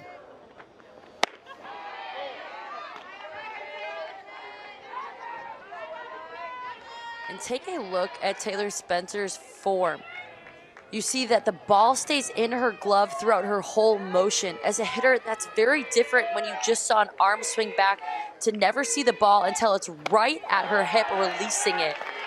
It can usually take you a few pitches to really have your eyes adjust to picking up the ball even later. I think that's something we've seen overall in our pitching game, is the evolution of less motion instead of more. Stevie Hansen has a very, I'm going to say aggressive motion, but compared to a lot of pitchers who go from a rocking start forward, she uses her entire body to get the speed behind the ball. Both can be very successful. I agree, and you just wonder how much of that also came in the same timing of being able to step out with have your back foot off the plate. So you're gaining more momentum in your legs, so you almost can do less of your upper body to get that power moving forward. And a rollover fighting swing by Tovin.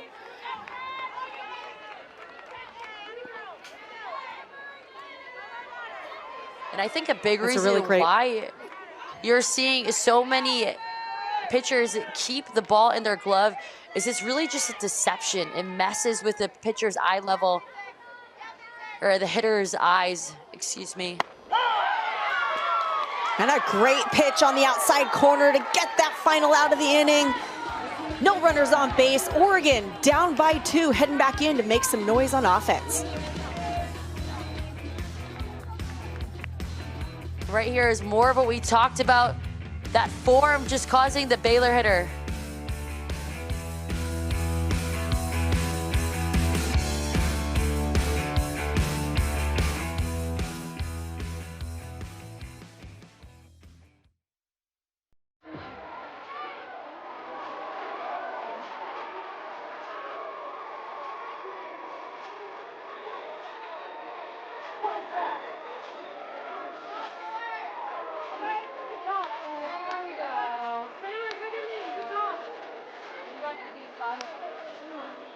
I want like the low ride. That's what that was really good. That one, I think. Basketball. I know. I saw that. I don't know. So right. Yeah, right. What else?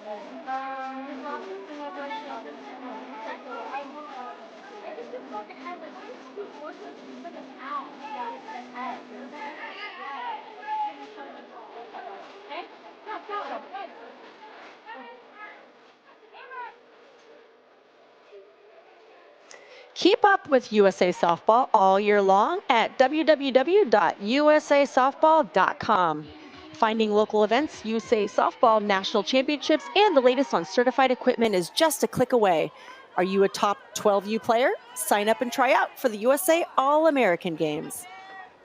And there's one, a couple years. A little one in the blanket will be signing up for an All-American Games somewhere.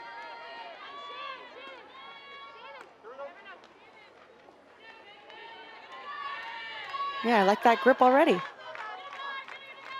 We've seen dogs, we've seen babies. It just shows you that everyone wants to be at the Mary Nutter.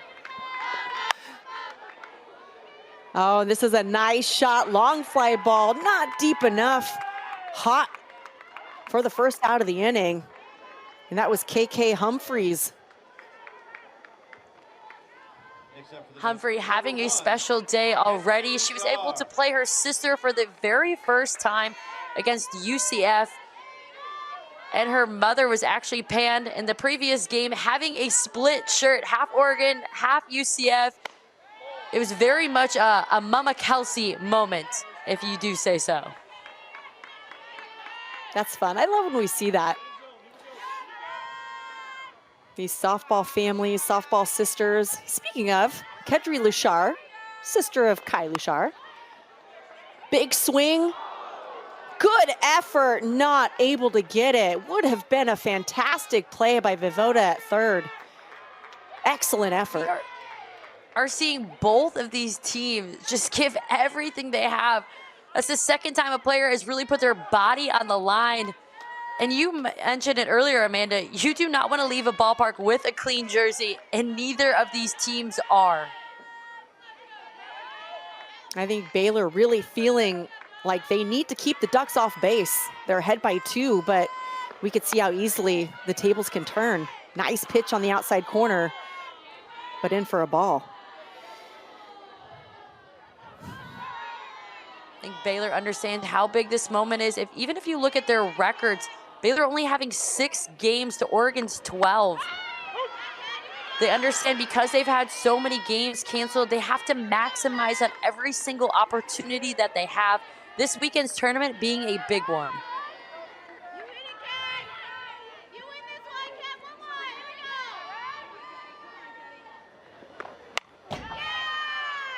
And a big swing.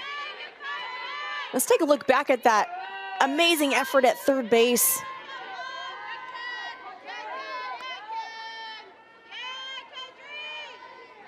Now right on it, Sid, but just a little off. Off-speed pitch high and out of the zone. Full count to Kedri Lushar. 1 out, bottom of the 5th. Oregon trailing by 2.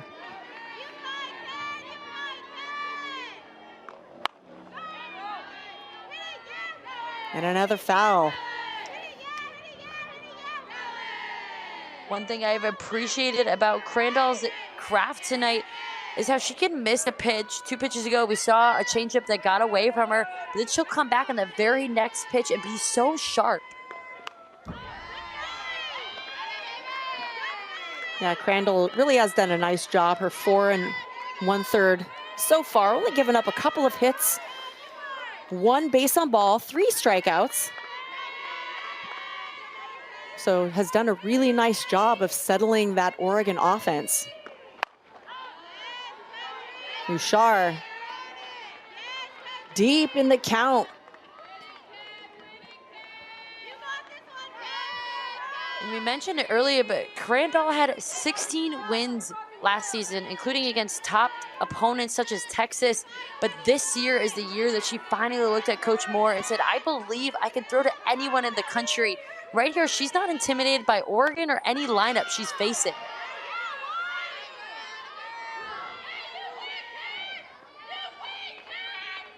Bouchard is just fighting off every pitch, trying to get something just a little more in the zone that she can put in play and use her speed.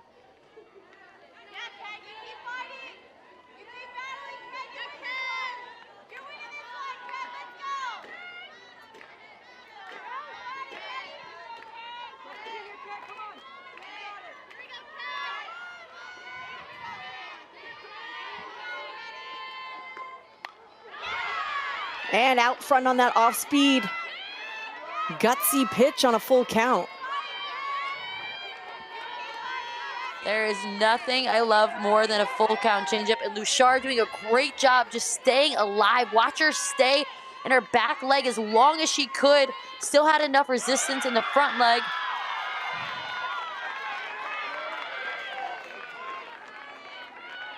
And Crandall with a big strikeout, a long strikeout to Bouchard. And leading softball brands Easton and Rawlings have all new Ghost Advanced and Mantra Plus bats. And do you want to increase your bat speed, reduce tension, and take your game to the next level? The Airwave Performance Mouthpiece delivers these benefits and more. Check out the Airwave. And to the rise ball for strike 1.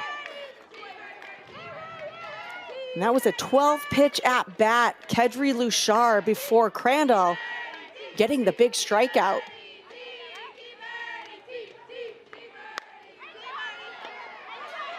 And a high fly ball.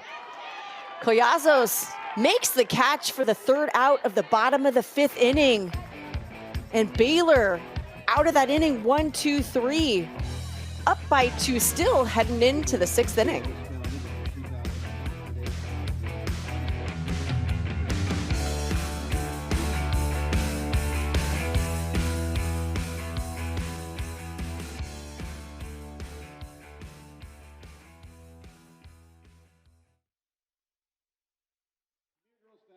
Where the best of the best play in amateur fast-pitch softball.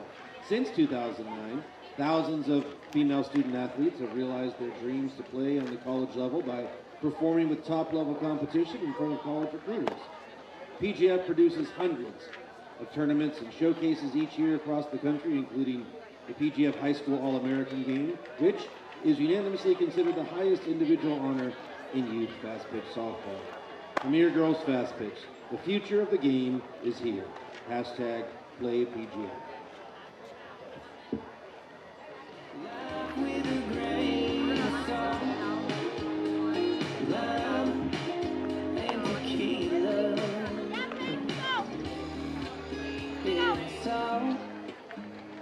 Love and tequila. Well, we're back for this top 25 matchup. Baylor ahead by 2 over Oregon, top of the 6th inning. Let's take a look at the MR on the visor of these Oregon Ducks. That's in honor of a fallen member of our softball family, Mike Romero, father of Sid Romero, who's on the staff at Oregon, Sierra Romero, who we know so well, Melissa, his wife, Sophia, Mikey, the family lost Mike. He meant so much to the softball community as a coach, as a father. It's a huge hole being left. So our condolences to the Romero family.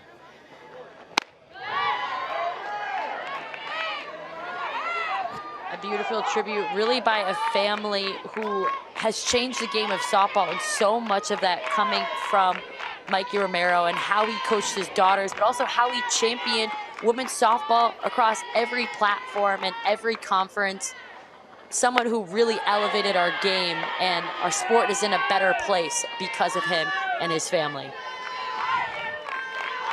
Yeah, I agree. And if you just look at the legacy that he left through his daughters and what Sydney's doing, what Sierra's doing, what that whole family is doing, the way that they advocate for women in softball and for our game, he is definitely holding a huge place in our softball hearts.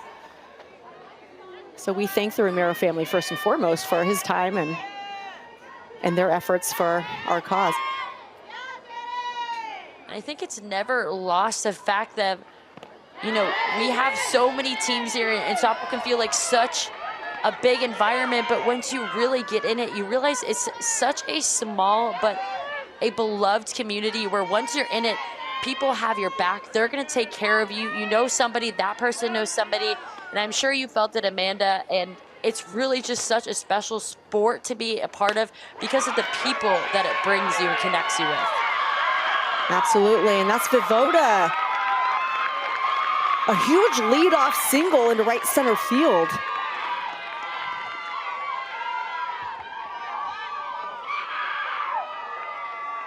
Right here, the Baylor Bears having their best hits when they're willing to go oppo. You can see that one was a little bit more plate, middle out.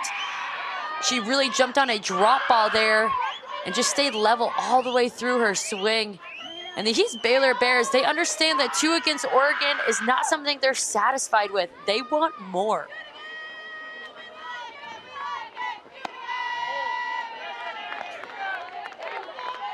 I think this is also where their maturity comes into play. So much veteran leadership in this lineup. We see it in the oppo hitting and just the overall strategy at the plate. The way the Bears are playing the game and executing the little pieces.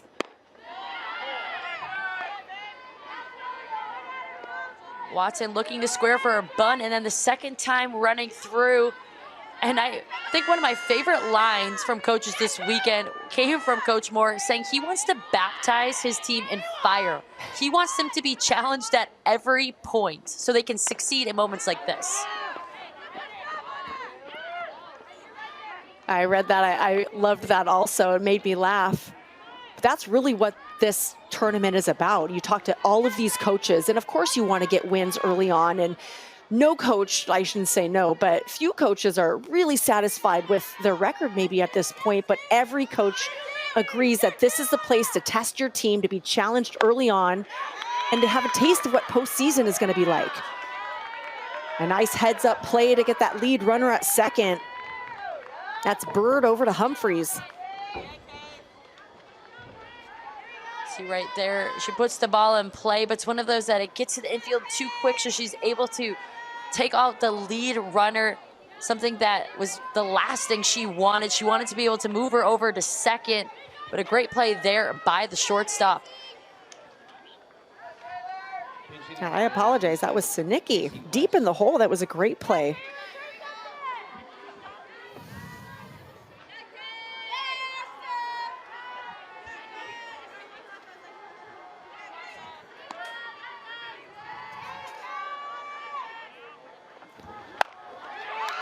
And Casey West stepping in to pinch hit, comes up big with a base hit into left field. Didn't even have an opportunity to introduce West. Watch right here, almost exact same placement, but this time you had Sinicki almost over towards second, looking like she was gonna try to cover the runner, which led for a wide open 5-6 hole that allowed the base hit. And that's where sometimes shifts work in your favor, and then they don't at other points.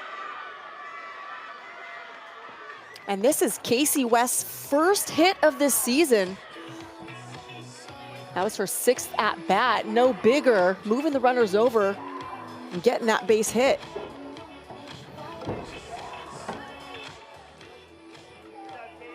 And West is one of the many Baylor pitchers who also hits. We talked about it earlier. with Binford, but she is one of the other ones. And at 5'3", she's one of the smallest pitchers in the country, but the power she generates on the mound and at the plate is truly incredible. And we'll see another Oregon pitching change. Morgan Scott coming into the circle.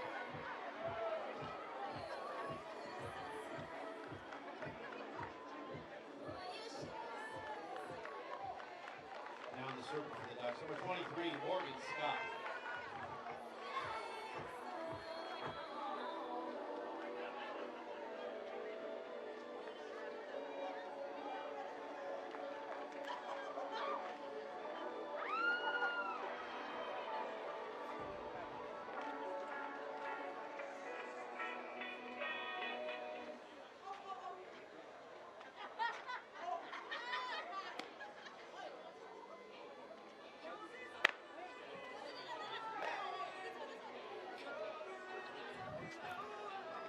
And another pitching change for the Oregon Ducks coming into the circle. Finished the last game really strong. Morgan Scott, what do we know about her, Sydney? She is a fifth-year pitcher, the most veteran ace that they have on this staff. And Coach Lombardi said she is on a mission in her last year. This previous season, she played through a ton of injuries, so she really feels like she's at her best stuff now that she's back healthy. You mentioned it. She came in for the game last year. Actually, last game she started it, Hansen came in, and then she came in to close it with 1 out, a runner on first and third, and she drew, actually it was no out, she drew a pop-up and then back-to-back strikeouts. So she is somebody they go to in these moments because for her, she just trusts her stuff and competes. Yeah, and I like the timing of this because we're coming back up to the top with Mackenzie Wilson, who's had a really nice day, a couple of base hits. 1 strikeout back in the second inning. It's a good time to change eye level, change momentum of the offense.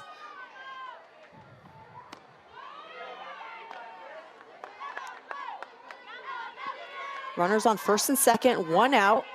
Top of the 6th inning. 2-0 count to Mackenzie Wilson.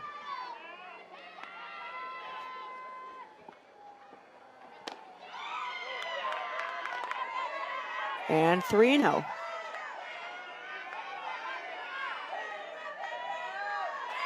Wilson being your leadoff, not normally in these RBI positions. So for her, she just wants to stay true to her game.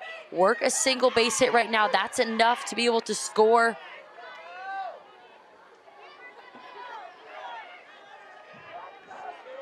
She's actually just one of 2 of these Baylor Bears who started in all 58 games last season.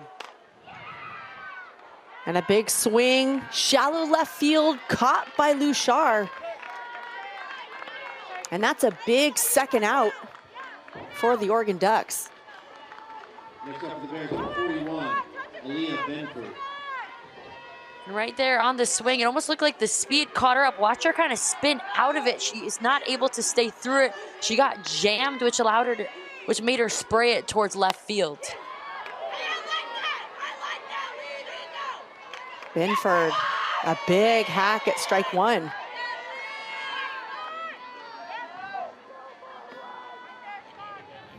Binford 0 for 3. Great time right now to bust out. 2 runners on, 2 out.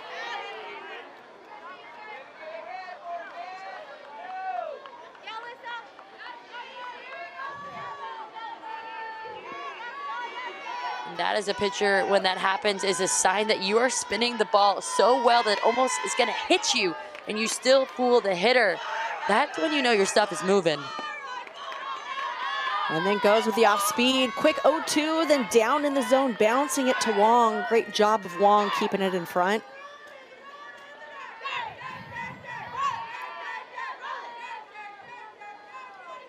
Binford showing the bat. 0-2. Turning hard. I would agree. You see Binford really having a lot of the foul balls to the left side right now. I wouldn't be surprised if Scott is setting her up to go back outside or with an off speed.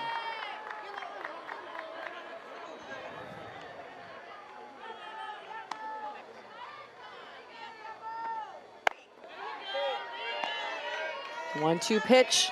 Scott going away.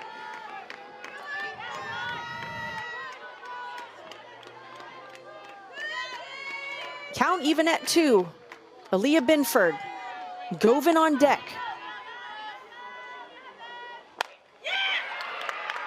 Binford. Nice diving catch, Luchard, left field. That saves a run, if not 2. So an incredible defense by the Oregon Ducks to get out of this 6th. Baylor unable to plate another run. Oregon coming up next in the bottom of the 6th.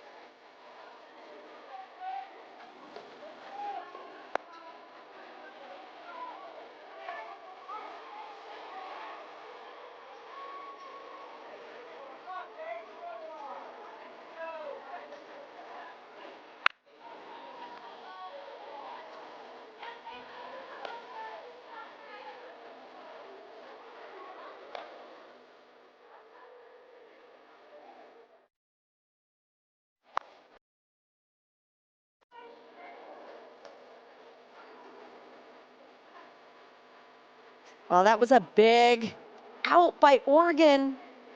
Some incredible defense being shown off by the Ducks. Luchard laying it out, being welcomed warmly by her teammates.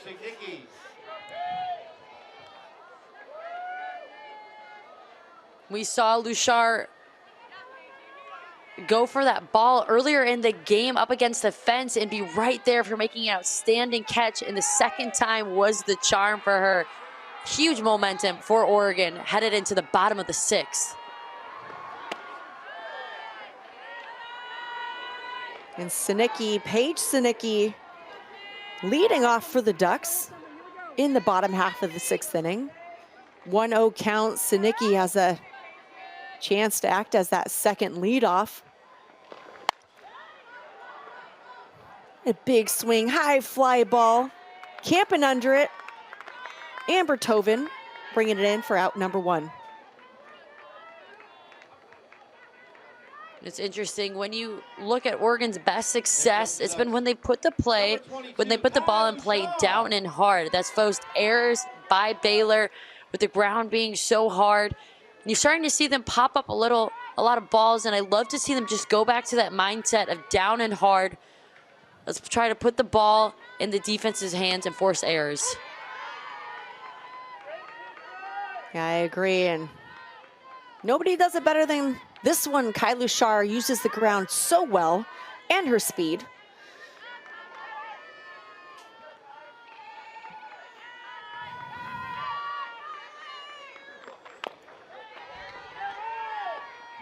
You see it there.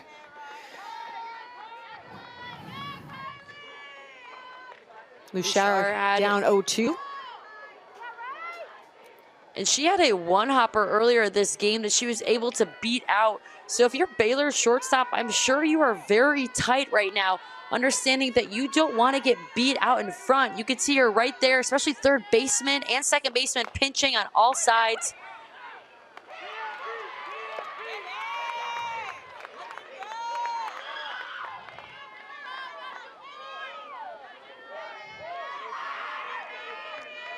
The best outcome. Great job there by Crandall. Right.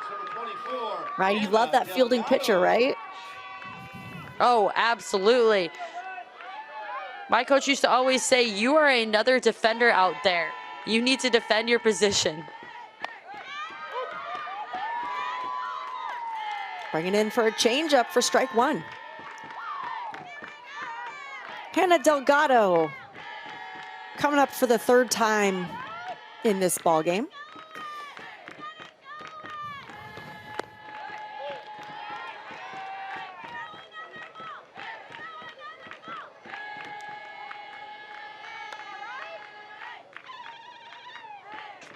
Oregon 2 outs in this bottom of the 6th inning, down to their final 4 outs of the ball game. Just off the inside part of the plate. And if you're Oregon right now, it's really easy. If you're Delgado, you feel like you need to be the hero and hit a home run right here. But if you remember, Baylor got their offensive going by just singles and hit by pitches and walks. So it's not trying to do too much in these moments. Now Delgado, not the home run hitter, would love to have one, but did not hit a home run in the 2023 season, has not yet hit one in the 24 season. Has potential, but she's looking to get on base. 2-2. Off-speed pitch. Delgado just gets a piece of it.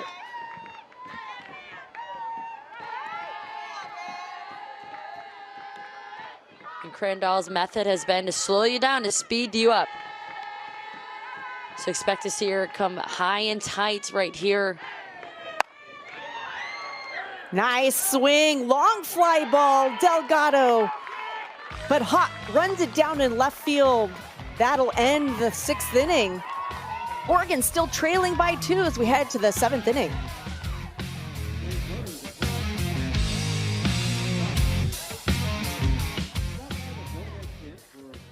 On-field demo, product pricing, and other exclusive event specials to create your own perfect training system. USA Preps would like to thank you for attending the 2024 Mary Nutter Collegiate Classic. USA Preps is the largest college camp and tournament company in the country, with close to 100,000 players helped so far and counting. If you have a player interested in playing college softball like the players you're watching now, go to usapreps.com and register for an event. Back here in the top of the 7th inning, PGF was founded in 2009 and today crowns the unquestioned national champions across 9 age divisions. Premier Girls Fast Pitch is where the best of the best play in amateur fast pitch softball. Since 2009, thousands of female student athletes have realized their dreams to play on the college level by performing with top-level competition in front of college recruiters. PGF produces hundreds of tournaments and showcases each year across the country, including the PGF High School All-American Game, unanimously considered the highest individual honor in youth fast pitch softball. Premier Girls Fast Pitch. The future of the game is here. #PlayPGF.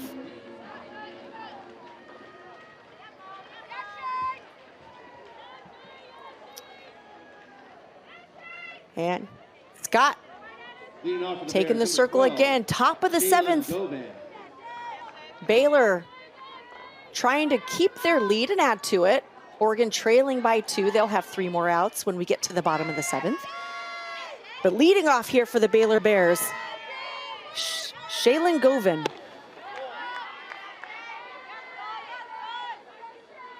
And if you're Scott, you're just doing everything to keep your team in this game. You would love to put up a 0 right here, give some sort of momentum, understanding that your team is still chasing 2 runs. But for this Baylor team, I am not surprised by their fight. This is their 7th game of the season, and 6 of those 7 have been against ranked opponents.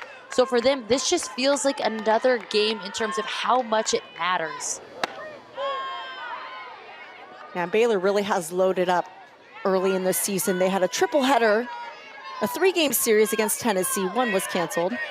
McNeese, Louisiana, Louisiana, Louisiana. I mean, that's a tough start to your season. And then Oregon, Notre Dame, keep it coming. High fly ball, chasing out of play.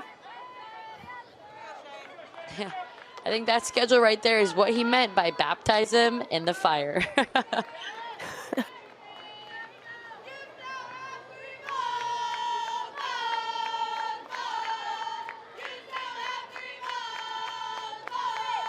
Two and 1. Shaylin Govin, no out here in the top of the 7th. Goes down, gets this, lifts it into right center field, but tracked by Ariel Carlson for the out.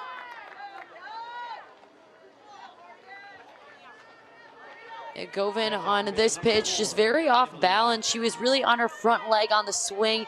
which caused her to not have a lot of power behind the ball and make it an easy pop-up for Carlson. And a big out for Oregon. Govan, Hott, and Collazos have been very active in this ball game at the plate. And here's Emily Hott.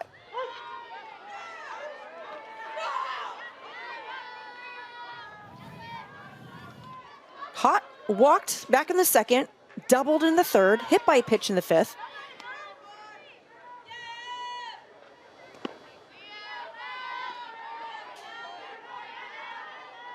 She's had a very active day on the bases, and you know, I'm sure you can attest to that. Sometimes as a pitcher, you feel like there's always one person who's just squeaking out all those little ways to get on base against you. And a little ground ball, nice pitch executed. Daniel takes it herself.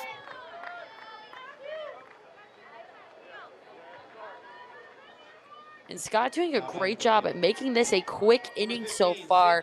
Just like that, she has 2 outs and just a handful of pitches. And that's only going to propel that momentum on Oregon's side for their last 3 outs to give Baylor one last shot at it.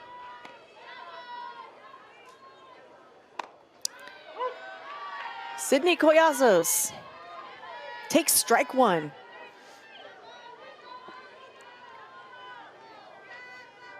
Her last at bat, she had the 2 RBI swing.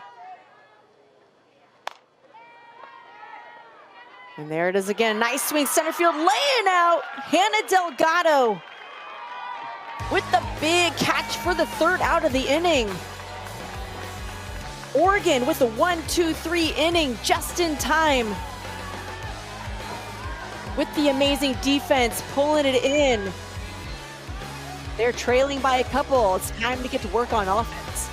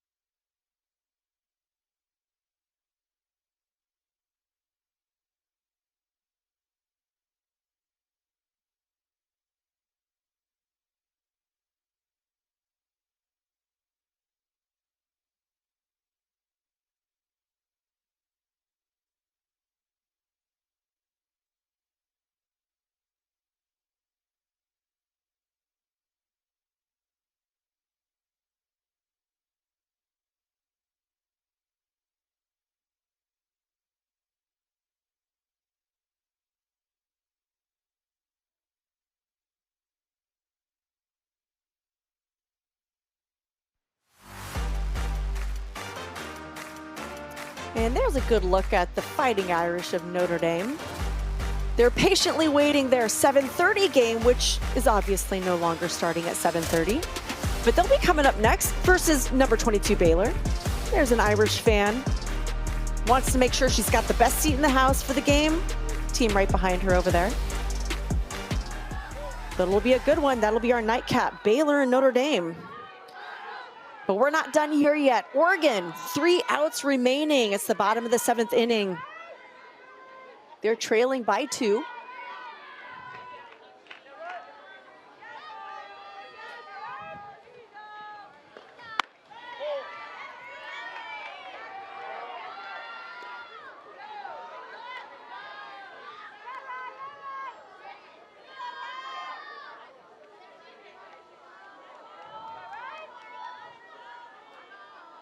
And Ariel Carlson, big swing on an up pitch.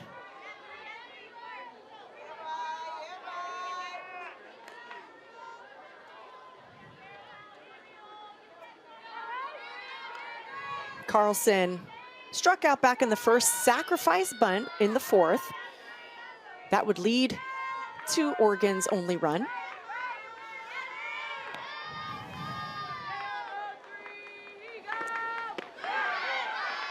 A nice changeup by Crandall. Look at Crandall. She thought that was a strike, but the umpire not calling it. Sometimes hard when there's a little bit of a bobble, but you just watch it fall off the table. Carlson does a great job understanding. The high fly ball, center field. Mackenzie Wilson for the first out of the inning.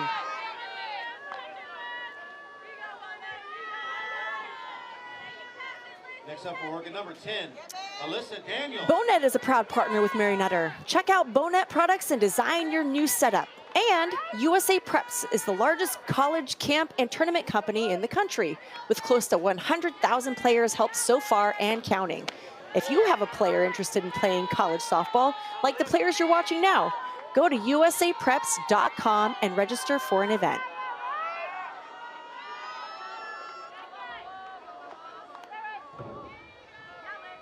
Alyssa Daniel, one ball. Goes down, gets it, drives it into left field. Oregon brings the tying run to the plate. Watch this low pitch. She goes down to get it. A tremendous job of hitting, especially when Crandall is mixing in so many different speeds. To go up and know you're attacking one, to go all in on that pitch is how you're going to be successful, and exactly what she did. And that brings Valerie Wong to the plate. Wong represents the tying run in this ball game with one out.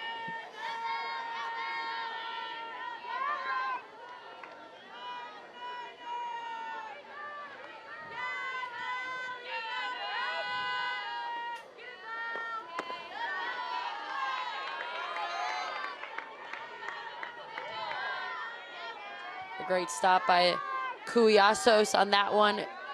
We've been talking about it all night long, but just a tremendous job both catchers have done. And that's such a different ball game if that runner gets on second.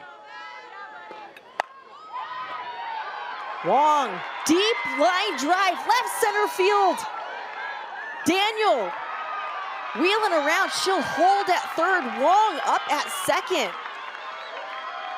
Clutch piece of hitting by Valerie Wong. And so some life there. Wong with the off speed.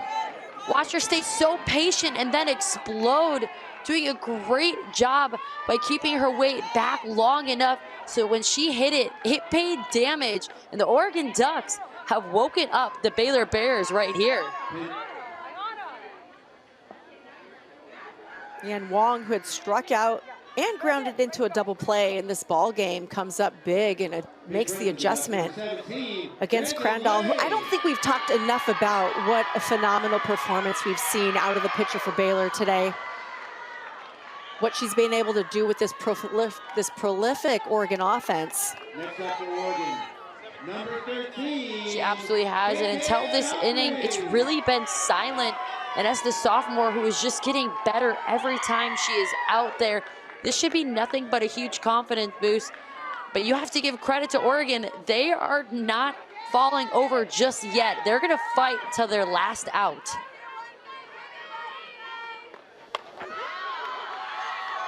A nice grab by Cuyasos behind the plate.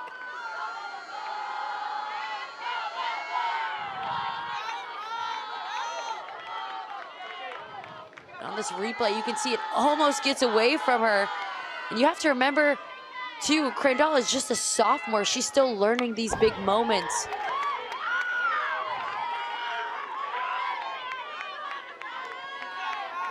We also have a pinch runner out there at second base. Reagan Legg. Legg represents the tying run in this ball game. KK Humphreys with a big opportunity.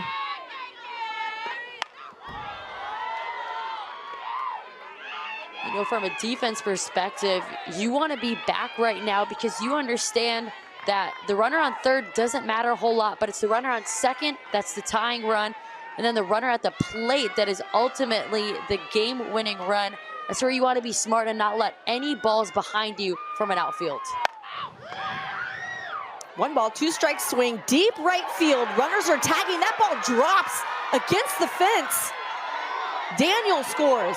Wong leg, I should say, holds it second, and a rundown. Humphries in a rundown, tagged out, leg is holding on third. And it looks like Amber Tovin is gonna take a second. Yeah, always a tough scene when you see a player go down like that. We'll definitely give them time to check her out, but a crazy play there. Oregon will score 1, but it'll be 2 outs with a runner on third base when we're back.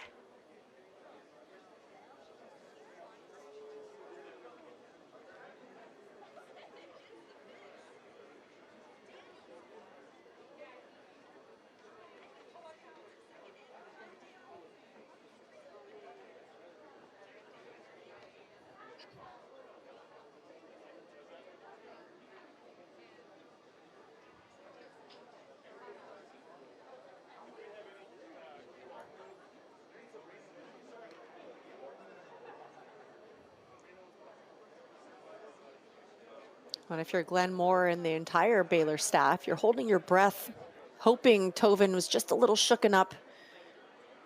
We don't know exactly what happened, but we're hoping it's something she can shake off and get back up from. But we're going to give her a minute and hope it's nothing too serious.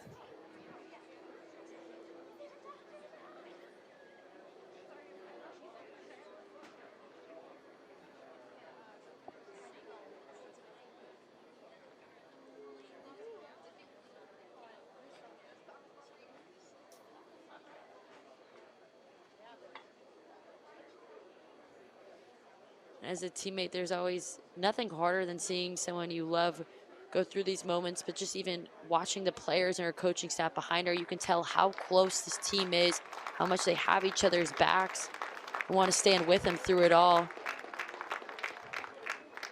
She goes back on her feet here. Well, it's a very good sign that she's up on her feet. It looks like it might have been lower body related. She's stretching out, walking it off.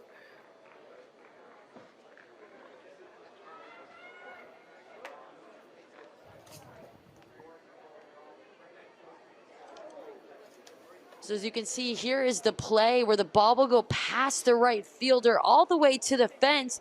She will get it in as a relay. During this time, the trail runner, one run will score, but the runner who hit will get called in a pickle between the second and third base and ultimately get tagged out and is in the collision with the runner. As you can see, the injury happened. But it's great to see her walking off the field on her own.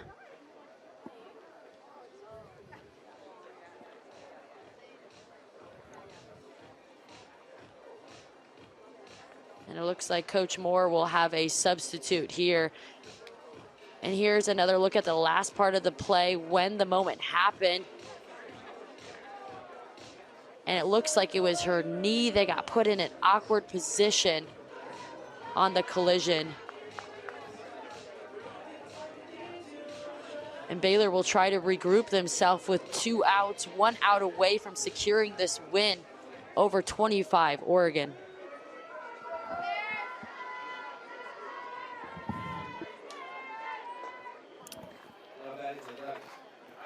And so they'll bring Tovin to the bench to have a closer look. And we'll see Leah Cran enter in at shortstop. We'll get confirmation on that. There she is.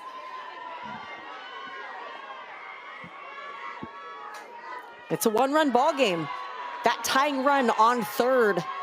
2 outs in the bottom of the 7th. You know, we didn't really get the chance to talk about it, but that was a huge out for Baylor, especially on such a momentum hit for Oregon. And that's the second time the Ducks have been caught in a pickle and suffered a big time out from it. A little overly aggressive on the bases. And we're seeing Emma Koff stepping up to the plate.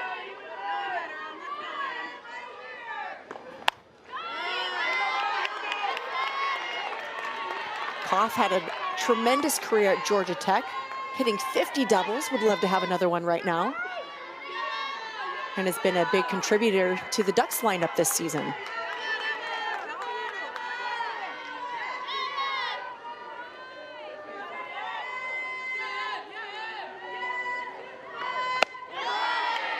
No go on the rise ball.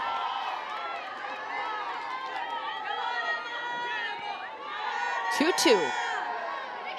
That's a big take in a moment like this when the game's on the line. It can look so good, and her resistance in that is huge.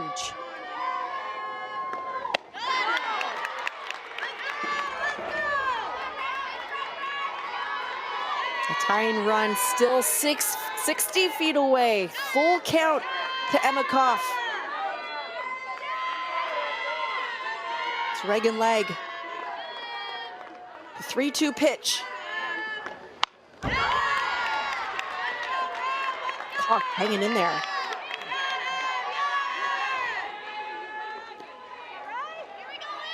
A tough pitch.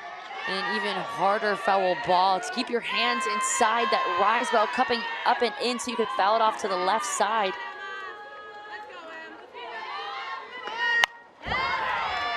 And another big swing by Emma Koff.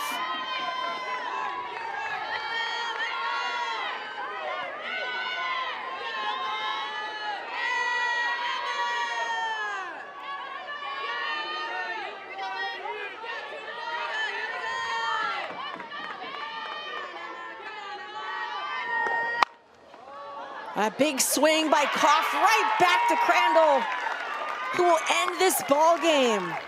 She started it, she went the distance, finished, managed to hold the Ducks and get her team the victory. A big time win by Baylor that's really been in the making after 2 tough weekends of ranked opponents. And you really saw Riley Crandall step up and have her best game of the season. But behind her and Sydney Huyasos, I mean, she did a tremendous job on the plate, throwing runners out and doing what she needed to calm the sophomore down in the circle. Quite a duo for this Baylor team. Let's not forget that they are still out there. Ace, Darina Orm. So for this team, it was a huge moment to step up and to show what they have before Dariana will be back in the lineup for these Baylor Bears. And it was a great start for the Bears in this Mary Nutter Classic. For Sydney Supley and our entire Flow Sports production team, I'm Amanda Freed. This has been a presentation of the Mary Nutter Collegiate Classic and Flow Sports from Cathedral City, California. Stay tuned, because we're coming back for Game 4. We're going to see Notre Dame and the Baylor Bears again. We're coming up next. For more softball, tune in to Flow Sports for games across all the Big League Dreams fields, including Yankee, Fenway, Des Moines, and Pawtucket. The final score in this one, with some amazing defensive plays, Baylor 3, Oregon 2. It's been an awesome time seeing you here at the ballpark. We look forward to seeing you next game. Hang it with us. We'll see you soon.